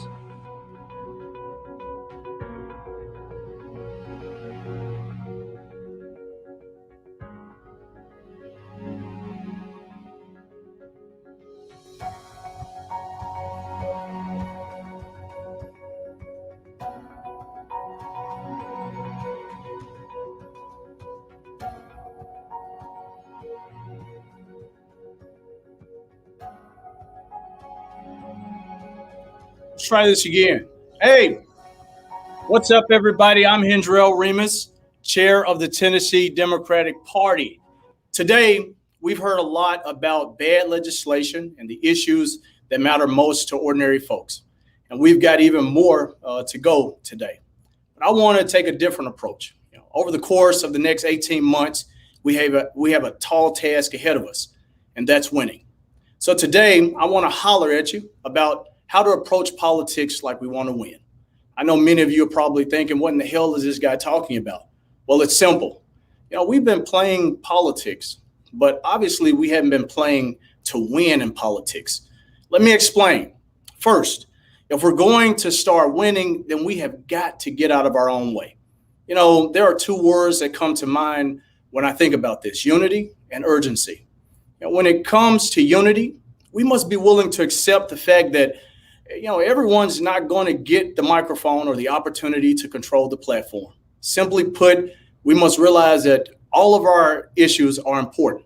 But when it comes to approaching politics like we want to win, then we have to accept that the issue that's most important to us just may not be the best issue to lead the strategy with. It means that our favorite candidate may not be the best candidate to win the race with. That doesn't mean that we forget about these issues or these individuals. It means we win so that we have the power to actually elevate them. But most importantly, it means that we have to be true to our commitment to winning. It means putting our bruised egos on ice, locking arms with our teammates, and doubling down on that simple idea that I'm in it to win it. You know, we shouldn't let our differences cause us to burn our own house down with a blowtorch just because things don't go our way. That's not how we're going to win. And then we have to act with urgency. We don't need a candidate for a specific office before we start registering more voters.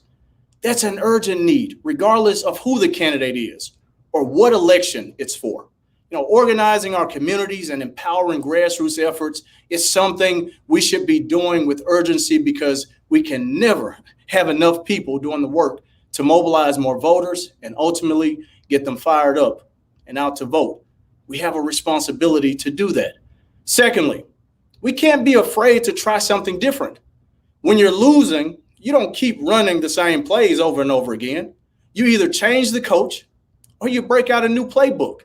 If we're going to approach politics like we want to win, then we must understand that the first rule to fighting is that there is no rules. We must put every idea on the table and explore the feasibility of innovative new strategies. That's how we'll create our own blueprint and leave our opponents wondering what in the hell just happened. It doesn't hurt to reference traditional political practices and even use them when they work, but we must not be afraid to create new ones. Then third, we have to stop being afraid. Stop being afraid to ask people to donate to our campaigns. Stop being afraid to knock on the door because you don't want it shut in your face. Stop being afraid to make phone calls because you think they'll hang up on you. Stop being afraid to ask someone to volunteer because you think they'll leave you hanging. We have to stop being afraid to lose. When we approach politics like we want to win, then we can't be afraid to ask for a vote, even when we know it's the supporter of the opposition. And then finally, we have to stop looking for someone to come save us or to teach us all the tricks of the trade. We have to start believing in our own abilities to motivate our family members, motivate our friends, our neighbors, our coworkers, our classmates, and even complete strangers. Because at the end of the day, no one knows your community like you. No one knows your needs like you. No one is going to be more impacted by the decisions made for you than you. It's time for us to start approaching politics like we want to win, because frankly, we can win. So I hope that you're ready, because I am. And if we apply these principles, then we'll win some races. So let's go out, mobilize our communities, and let's do this.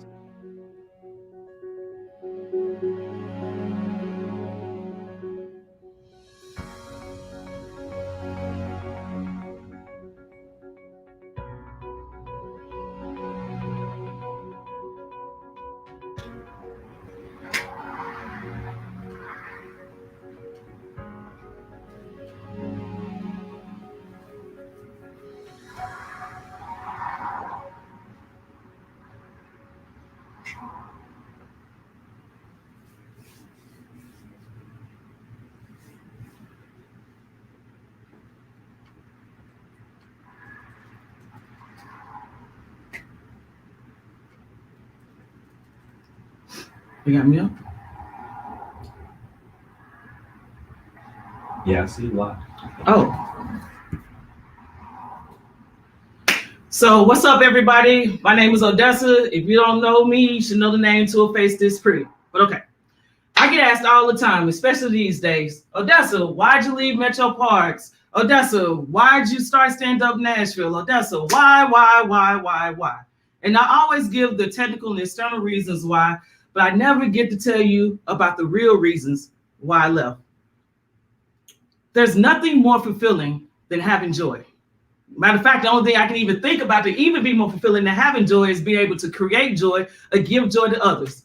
And I had a job that did that. I had a government job that did that. I worked for Metro Parks and Recreation, and they were paying me to go give joy to people's lives, something that I would do for free. And you're gonna give me a paycheck to do it? Okay, let's do that.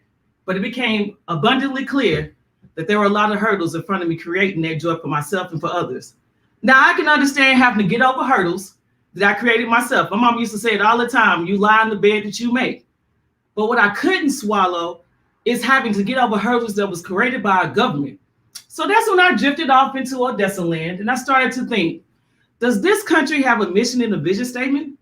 Hell, do we even have a theory of change? I Googled all of these and I didn't find anything. So I decided that I would write my own. So here we go, HOLLER Festers. What if our government had a mission and vision statement that read like this? In the United States of America, we are committed and duty bound to creating as much joy and happiness in the life of our countrymen. We will do everything possible to see you dance in the streets rather than have you protesting them one more time. What if we build systems that value meaning over performance? What if we build public policies that valued healing over performance? That's the why. That's why I had to leave my wonderful job at Metro Parks and Recreation. That's why I go so hard. That's why I started Stand Up Nashville. And that's damn sure why I'm running for Congress. Joy is something that we can build together, y'all. And it's going to take extraordinary effort to get it done. But good Lord, isn't it worth doing it? Isn't it worth the extra effort? Have you ever been like, woo, these U.S. public policies and government systems, woo, they got me wanting to go dance in the streets. I ain't never seen it, but I'm willing to fight for it. So if that means I have to go to Congress to see it through, then so be it. And that's why I like the Green New Deal. It acknowledges where we've been. It acknowledges what we can do together and all the opportunities that we have to heal one another and then build pathways to create joy for other people. Isn't that the type of government we should have? That's the type of government I want to see at the local, the state, and the federal level. The GND is the most intersectionality that I've seen yet. It does a couple of things right now. Climate, environment justice. We damn sure got to save this earth. I ain't trying to go to Mars. Housing justice, improving the living conditions for millions, creating thousands of jobs for people out here. It boosts the economy. We talking jobs, infrastructure, workforce development. People gonna be busy around here, y'all. And here's some of the things it could do if we wanted to be real audacious. If we wanted to go all the way there, we could take the Green New Deal and we could fight poverty. Prioritizing Black descendants of enslaved people and indigenous communities first and executing every single facet of the Green New Deal. Criminal justice reform. There is no better reform than creating job opportunities without restrictions and stigmas. For my country and for all the people who reside within it, I would do everything it takes to move us forward. And there's no price tag that can justify us not making that happen. Because this puts us onto the road to healing. And the road to healing puts us on the road to joy. Thank y'all.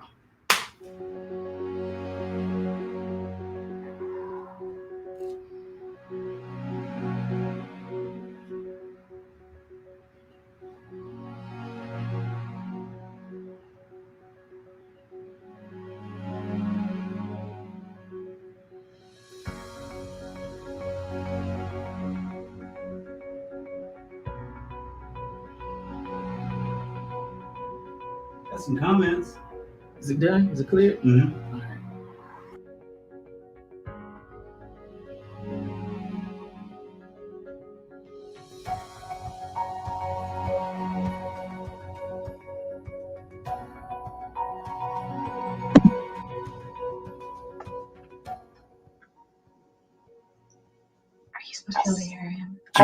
Jeannie, are you good to go?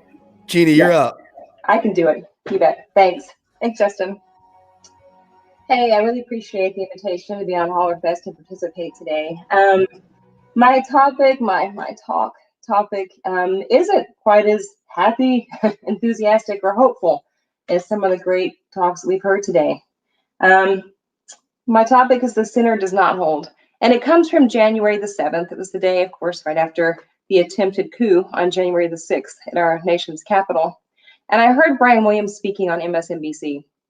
And he said, ladies and gentlemen, we know now that the center does hold, in fact, that our democracy has been preserved and the center has prevailed. And I felt absolutely shocked and horrified because the center does not hold. Yeats was right. The center doesn't hold, and I don't believe that it is holding right now. And I don't believe it's holding because January the 6th was no surprise to me, nor was it a surprise to a large number of people, other organizations that I had been working with throughout 2020. You see, no exceptions. Our work is not just about prison abolition. It is the work of anti-racism. It is the work of anti-fascism.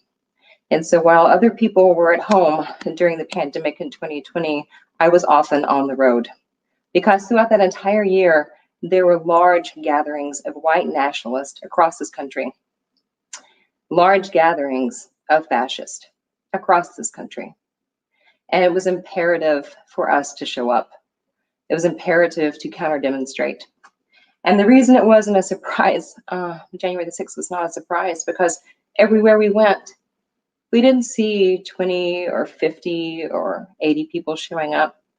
We witnessed hundreds of people, hundreds heavily armed. And over again, we watched the police disappear, or we watched the police pull back and allow counter-demonstrators to be brutally attacked with weapons, with chemical agents. So our problem, from my perspective, isn't Republicans. Our problem is fascists. Now you may think, oh my God, this is too extreme. What the fuck is she talking about? I wish it were too extreme. And you know what? I hope you're right if you're thinking that. I absolutely hope you're right. But the evidence that I've seen does not bear that out. We are seeing fascism performed in the United States government. We are seeing fascism being performed in the Tennessee General Assembly. Marjorie Taylor Greene, Josh Hawley, Donald Trump, there is a word for this. They are fascist. Language matters, and we have got to start using this language. These slate of bills that we've seen moving across the country, not just in the South, same bills over and over. We've seen them in Tennessee. The bills that attack trans children and put their lives at risk. The bills that attack critical race theory and try to control what our teachers can teach in our public schools. The bills that attack voting with no apologies, no pretending it's anything else. All of these bills are an attempt to perform fascism within our states. And then we have the universal abolition bills and resolutions, like the one that we were able to pass this year in Tennessee after 5 years of hard work, and it will be on the ballot in 2022. And dear God, I hope you all support that. Other states, it failed. In Louisiana, you know, representatives were not, they were very quick to say that had that bill passed, it would be the end of their state. Literally, 2021 states determined to keep slavery. And in our own state, Susan Lynn arguing that although she was opposed to slavery, we had to make sure there were no lawsuits filed by prisoners. So it was more important to maintain slavery and to vote against that passage than to have a lawsuit. So what do? Show up. You know what? These bills, these bills that attack people who you think aren't you, they are attacking all of us. And what sort of democracy we have, we're losing. Show up, get involved, and contact us. We have a much longer training. But thank you. Thanks so much.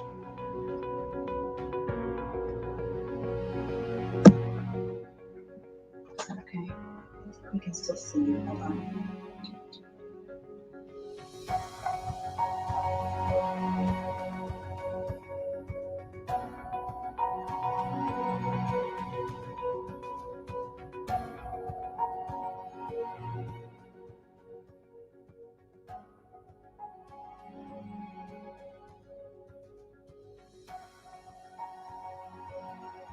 You're muted, Senator. Sorry about that.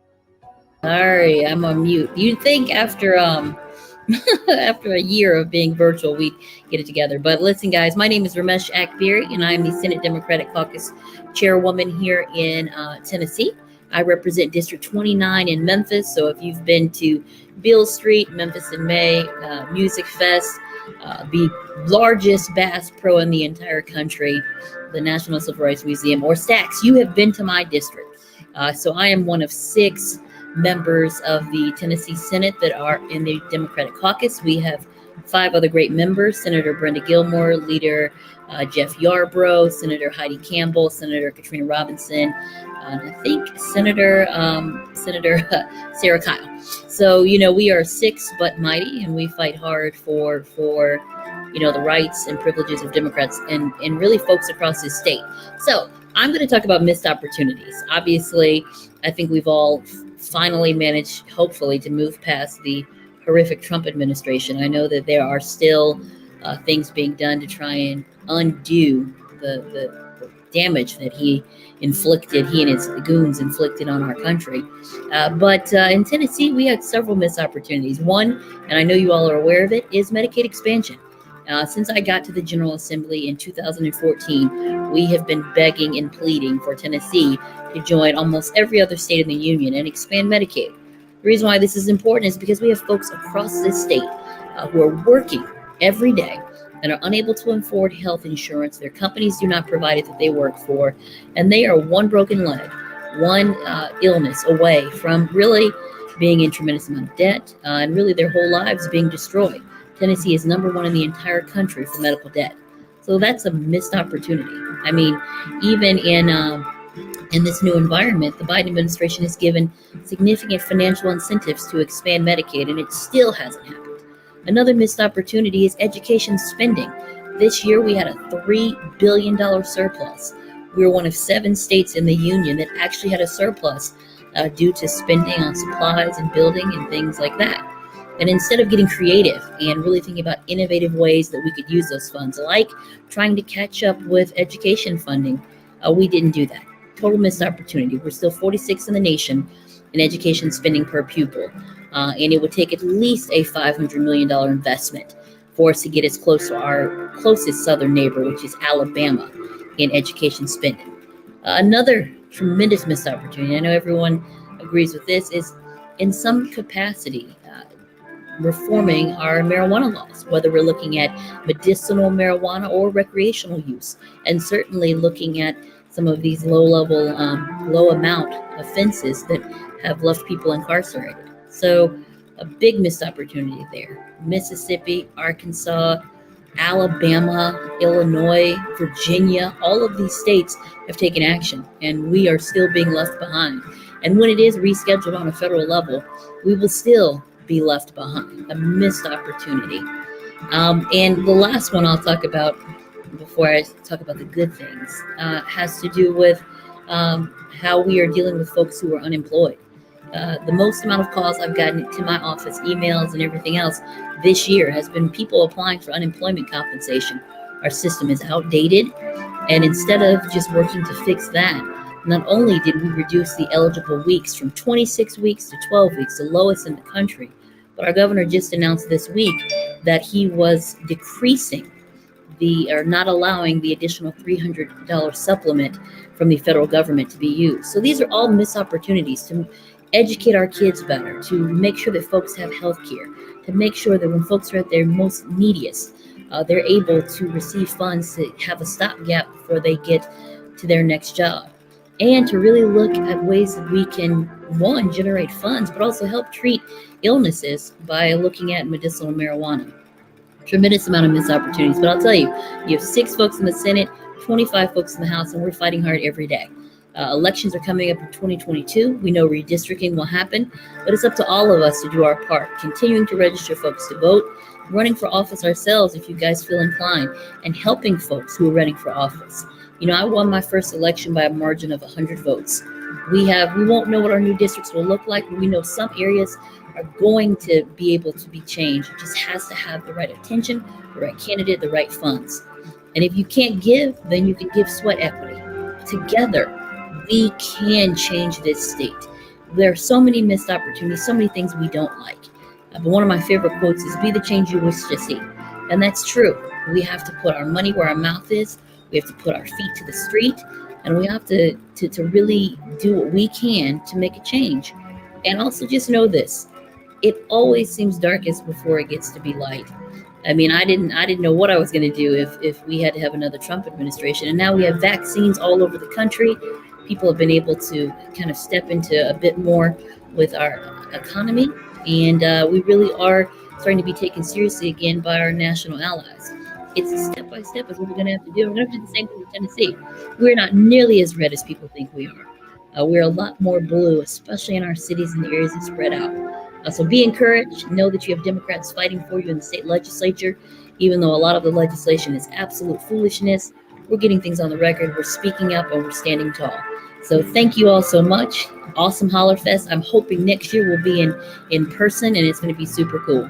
All right, y'all. Make sure you follow the Tennessee Senate Democrats. We're always keeping you updated and providing information. And with that, I'll turn it over to the next person. Thanks, guys.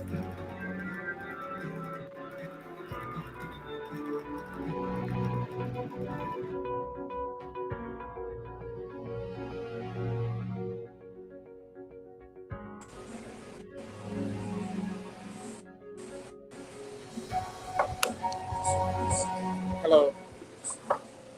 My name is Representative Vincent Dixie, and I am the chairman for the House Democratic Caucus. And I want to thank Justin Canoe for getting this together and doing this, because this is very important that we do have a space to talk during these times, and kind of a recap of what went on this session. For me, the title of my talk is called "What's It Going to Take?" One day, Justin texted me, and I think I was just frustrated. And I was like, what's it going to take for people to wake up and realize that their lives will be much better if Democrats are in charge? What can we do to make people understand that we have the best policy out there that's going to be better for all Tennesseans, not just the spectrum, but not just a small spectrum, but the entire spectrum, anywhere from Mountain City all the way to Memphis. And we need to get this message out in a way that resonates with everyone from urban, suburban, and rural areas. Because what we're doing now, it's not working. And I know that people understand some of the issues, the hot button kitchen table issues, but right now we just have to simplify our message. We want to make sure that we put more money on the table, more food on the table for people, more money in their pockets, and if they get sick, go to the doctor. And it's just frustrating in this climate to see people vote against their interests. And I don't think that going forward, I think that we need to spotlight a lot of the things that they're doing and really pinpoint their particular representatives, because I don't think that most of the people say, well, that's not my representative, that's just what happens up there in Nashville. But we gotta let them know it's your representative that you voted for that's keeping you from getting the funds you need to make ends meet, to make sure that you have enough food to put on your table, and keeping you from health care. Everyone in the rural areas should never vote for anybody in the GOP that has a history of voting against expanding health care. We have so much money out there. We have almost $2 billion that we're leaving sitting on the table year after year after year. And now it should be exasperated because of the pandemic. Right now, people have lost their jobs, which was tied to, their insurance, which is tied to their jobs. So now we have to make sure that people understand that insurance shouldn't be tied to a job. It should be a basic human right. We should make sure that everyone has some basic level of health care in this country. We have such poor leadership right now, this administration, and it's not just Bill Lee. It's also Cameron Sexton and everyone that falls under him, because they work at this hand in hand. I think that we point the finger at Bill Lee and we forget that he has a partner in crime too, so to speak, and that's Cameron Sexton. And we got to make sure that we start to win these seats back to where we need. And I need everyone with us right now to understand, to see what is it going to take for us to move our caucus and our Democratic priorities forward. So what we have to do is we have to get everyone, all of them, the grassroots organizations all the way up to the state Senate and everyone in between. We have to work together. And we have to stop working in silos, because there's people doing good work and we don't want to duplicate that, but we have to do a better job of working with each other.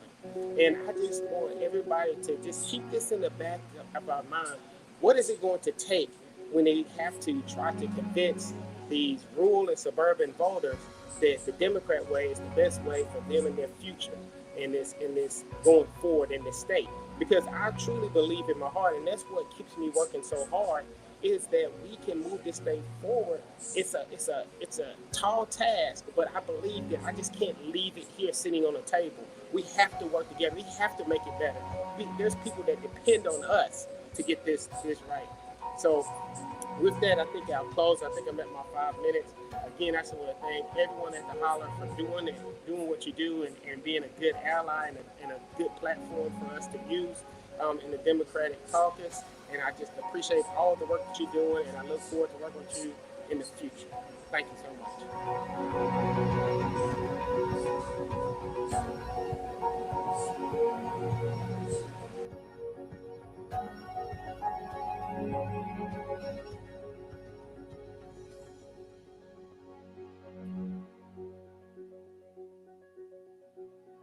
Hello, everybody. It's so great to be here, and thanks to Tennessee Holler for creating such a great online community and wonderful news that more people need to hear about.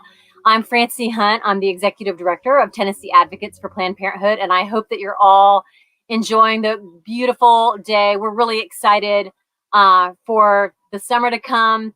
We've had a trying legislative session, which I'll tell you about. But, we've deemed 2021 as the year of the relationship. And it's an off year for a lot of parts of Tennessee. We don't have big statewide elections this year. And so this is the time to really be connecting with each other, reminding each other of what we're here to do, connecting on common values. And we think that's really the essence of where healthy democracy begins, is at that individual relationship level. Building trust amongst our communities. And with that, I actually wanted to open my little talk today to invite you to Wet Hot Tennessee Summer. It's a field day that Planned Parenthood is hosting as a fundraiser for Tennessee Advocates for Planned Parenthood. So if any of you have ever participated in elementary school, those really fun field day events, we're going to have a field day event. You can go to our Facebook page, Tennessee Advocates for Planned Parenthood, and sign up for our field day fundraiser for a Wet Hot Tennessee Summer. We'll have sack races and kickball and scavenger hunts and all kinds of goofy, fun games for you to participate in. If you want to invite a bunch of friends and register together as a team, we'd love to have you join us. But that work, that effort and support will be a fun way to plug into supporting the work that Tennessee Advocates for Planned Parenthood does, which is help shift the tides in Tennessee to a more pro-choice supermajority. And with that, I want to just give you a quick summary of what happened this legislative session. We were under attack with the forced birth agenda, which is exactly that. It would have made access to abortion difficult to impossible to obtain, thereby forcing birth. In that forced birth agenda, one of the, I guess the upshot is that there were about 5 bills that was a part of the Tennessee forced birth agenda, and only 2 moved forward. So we take that with great optimism. Unfortunately, one of the bills that passed was the one that we were most concerned about, which is the medical tissue burial bill. It would require patients who have an abortion to bury or cremate the remains. And, we're working right now to make sure that we can comply. The law goes into effect July 1st. So that's one thing. Another one of the forced birth agenda bills that passed was the personhood bill. We don't really know what that does. It just, it was the way they worded it was a little convoluted and misleading. It was a tort reform bill that would have not allowed anyone to sue for a wrongful birth or wrongful life lawsuit. Not sure exactly what that means, but that passed. But good news, there were 2 identical total abortion bans that would have banned abortion once a pregnancy was detected. Both of those bills were stalled. We may see them come up next year, but I guess the main message I want to give to you all and to cultivate this relationship with you all is to let you know to never give up. I think sometimes it can feel like we're working really hard. Does our voice really matter? And I think that certainly what we saw this legislative session, they have a supermajority. The vast majority of them are against sexual and reproductive health, and they did not pass all the bills that they wanted. And the only rationale that we can bring forth is that people like you reached out to your legislators and raised your voice and let them know how you felt, and that stalled them. And so, I think we saw some tremendous success this past legislative cycle, where, for those of you who may not know, the way our Tennessee legislature goes, it goes in 2 years. So this is 1 year of a second year. First year of a second year. So all of those bills we'll expect to see in 2022. But we all worked hard, and I think now is the time to continue to build those relationships on the ground. I invite you to come to our field day. It's June the 13th, the Sunday from 3 to 6. Go to our Facebook page and learn about it, and we'll see you then. So thanks so much.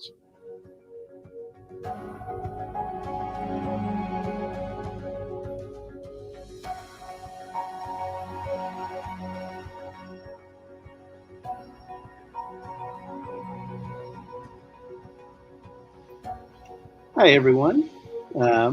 My name is Rick Heron. I'm here representing Sunrise Movement Tennessee, which is a youth-led movement. We're part of the National Sunrise Movement that you may have heard about, and we are a youth-led movement fighting for a Green New Deal, fighting to combat the climate crisis and create millions of good jobs in the process. We're near the end. I want to keep it brief. Y'all have heard from so many amazing people here today, and so many of these folks I've been blessed to learn from, or at least admire their work along the way. And just hearing from everybody one after the other, honest to God, has made me inspired, energized, hopeful about how much incredible work is going on in the state. People fighting for justice in so many ways, in so many places all across our state. It really is, like, real talk. It's just incredibly inspiring and gives me a lot of hope. Amen, Brady. Yeah, I wanted to talk to y'all briefly about I think Odessa Kelly, who I happened to hear earlier, I think she really got it right when she talked about the Green New Deal in the context of joy.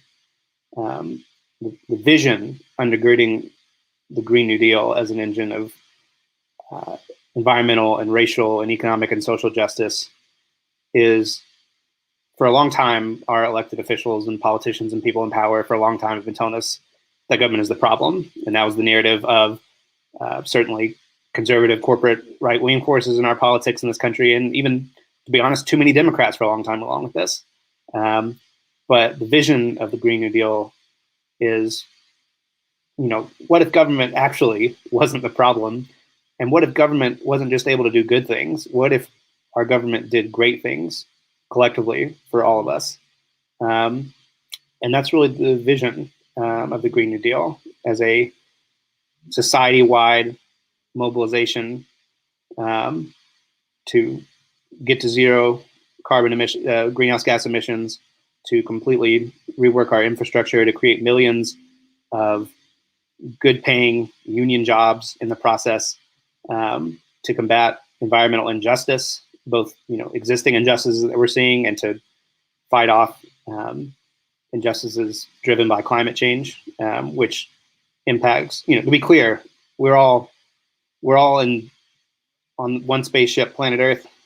We all have something at stake. We all have something to lose. We all have something to gain in the climate crisis.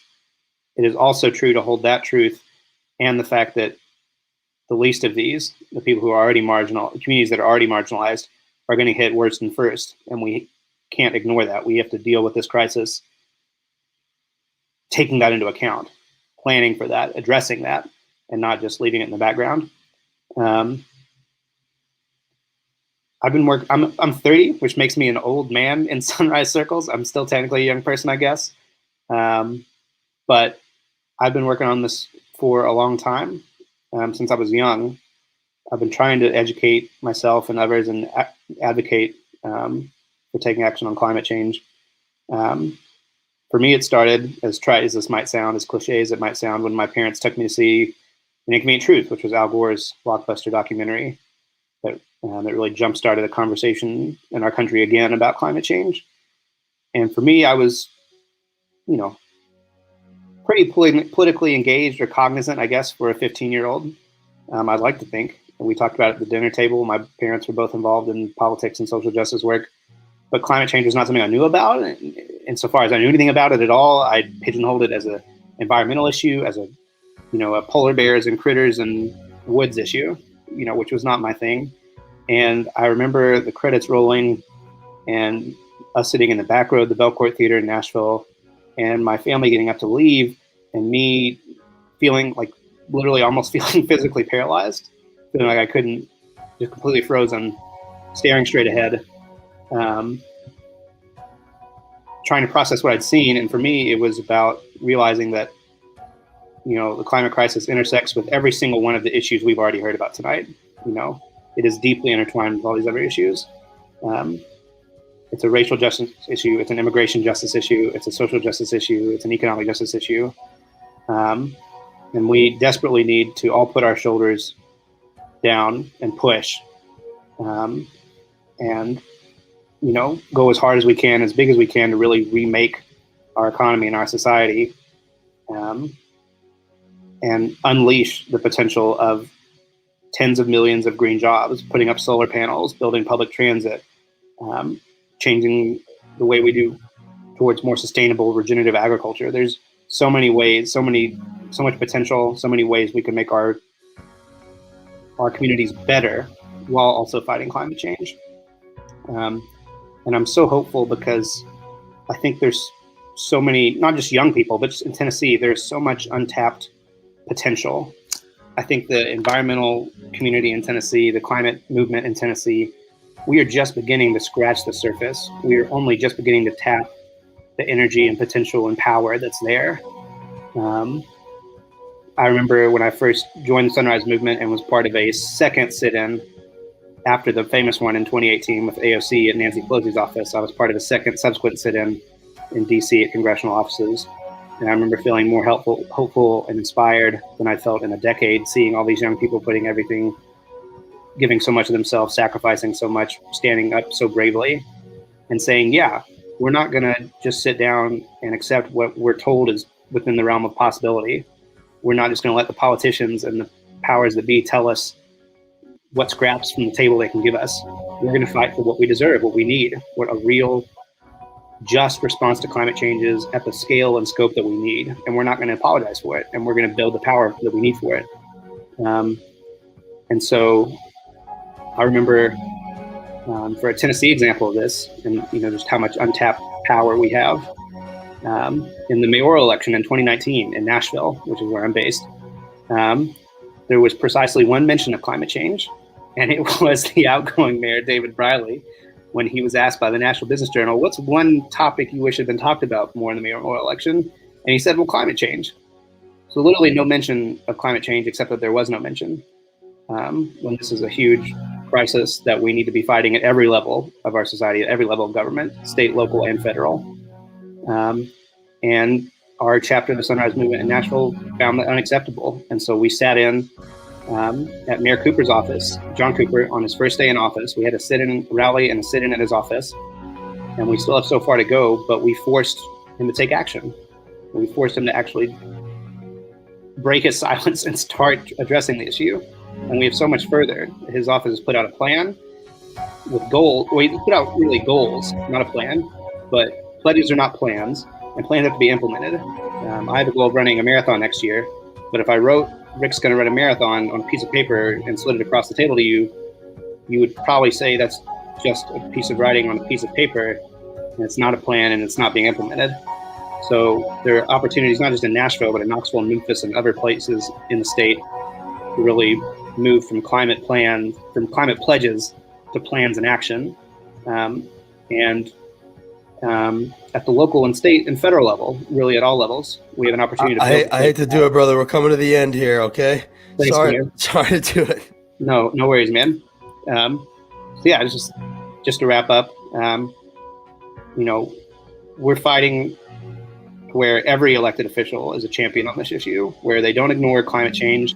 They don't just tweet about it on Earth Day or talk about it when they're trying to get endorsements or votes, but that they're fighting for it every day. And if you want to be part of building a climate movement in Tennessee, please reach out to us via Facebook, Twitter, Instagram at Sunrise Movement Tennessee. Thank y'all so much.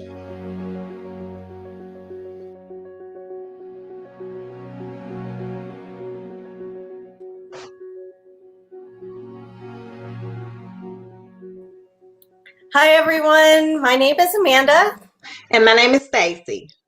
We've both been involved with Moms Demand Action for Gun Sense in America for a while, and we're so happy to tell you more about our organization today. We are a grassroots movement. We are fighting for public safety measures that can protect people from gun violence in America. We pass stronger gun laws and work to close the loopholes that jeopardize the safety of our families. We work in our own communities and with business leaders to encourage a culture of responsible gun ownership. We know that gun violence is preventable. We are committed to doing what it takes to keep our families safe. Before we dive into who we are and what we do, we want to start by sharing some startling facts about gun violence in Tennessee. We have the 12th highest rate of gun deaths in the U.S. and 8th highest rate of gun homicides in the country. Our gun homicide rates increased 41% from 2009 to 2018. In Tennessee, Blacks are 8 times as likely to die by gun homicide as whites, compared to 10 times nationwide. Plus, 59% of all gun deaths in Tennessee are firearm suicides. With numbers like this, it's clear that we are a nation and a state of gun violence survivors. Me and Stacy, like so many Americans, are survivors of gun violence. In December of 1992, a classmate at my small college was able to easily buy an SKS rifle through a then loophole in Massachusetts law. He loaded the gun with bullets and walked through the cold December air, firing at anything that moved. We found out later that he had enough ammunition and the plans to kill us all, but the gun kept jamming. Frustrated, he gave up after murdering 2, wounding 4, and tearing apart our peaceful winter night. I deeply miss my beloved professor, Nyakunyan Saez, who believed in us. He inspired me with his style and love of learning.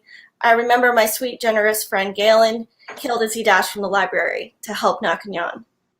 I've lived with this for more than 28 years, but it is only quite recently that I realized I was a survivor of gun violence and began to carry this experience more openly. Moms Demand Action has given me a platform and a voice to share my story. I'm a survivor fellow with Everytown for Gun Safety, and I tell my story to anyone willing to listen. And in this way, I try to preserve my memories of Nyakunyan and Galen. In this way, I work for a world where stories like mine are things of the past. Cameron is my son, given to me by God 24 years ago. Some of the best times of my life were watching him grow from a baby to a young adult. For 19 years on earth, I had the greatest job as I was chosen to be his mom. Cameron was smart, fun to be around, lovable, stylish. He was a charmer. And if you ever saw his smile, well, it was simply contagious. Cameron was small in size with the heart of a giant. Cameron had dreams to become a dentist. However, his dreams and other aspirations were not fulfilled due to his life being taken in an act of senseless gun violence. Cameron's physical life ended October 22nd, 2015. There was no chance for me to give him one last kiss, one last hug, see you later, or goodbye. Almost 6 years later, I still struggle. I struggle because my heart doesn't understand whether it's been 6 years, 6 months, or 6 days. For me, it's definitely not true what they say. Time doesn't heal all wounds. As a mother, my greatest job was to protect him. As an angel mom, my greatest job is to keep his memory alive. The Everytown Survivor Network is a nationwide community of survivors working together to end gun violence. The Survivor Network connects survivors to each other, amplifies the power of survivor voices, offers trauma-informed programs, provides information on direct services, and supports survivors who choose to become advocates. Text survivor to 64433 for more information. And if you're inspired by our stories and wish to join our movement, you can also text HONOR to 64433. Moms Demand Action works really hard. We pass common sense gun laws. We work for that. We campaign for gun sense candidates. We educate the public about safe gun storage and support victims and survivors of gun violence. All political affiliations are welcome. We're not anti-gun, we're pro-gun safety. We have chapters in 50 states and 6 million volunteers, and you do not have to be a mom to join. All you need is gun sense. We have men, women, non-binary volunteers, gun owners, mothers, fathers, aunts, uncles. To join us, you simply need to believe in common sense gun safety. Moms Demand Action fights gun violence on many fronts. We have meetings to stay connected and cover a variety of topics. Offer Be Smart, a public education campaign for safe firearm storage. Provide support to gun violence survivors through the Survivor Network. Engage in legislative and election work, and partners with organizations in the community to fight gun violence. We need you to get involved. We have opportunities to text, checks, and then commit to 64433 to help us pass universal background checks. It has passed the House. It needs to get to the Senate. We would love you to contribute to our movement in any way you can. Keep following us on Facebook is the best way to keep updated on our events and opportunities. Thank you so much for listening today. We will see you soon in the fight to end gun violence. Thank you. Thank you, Stacy.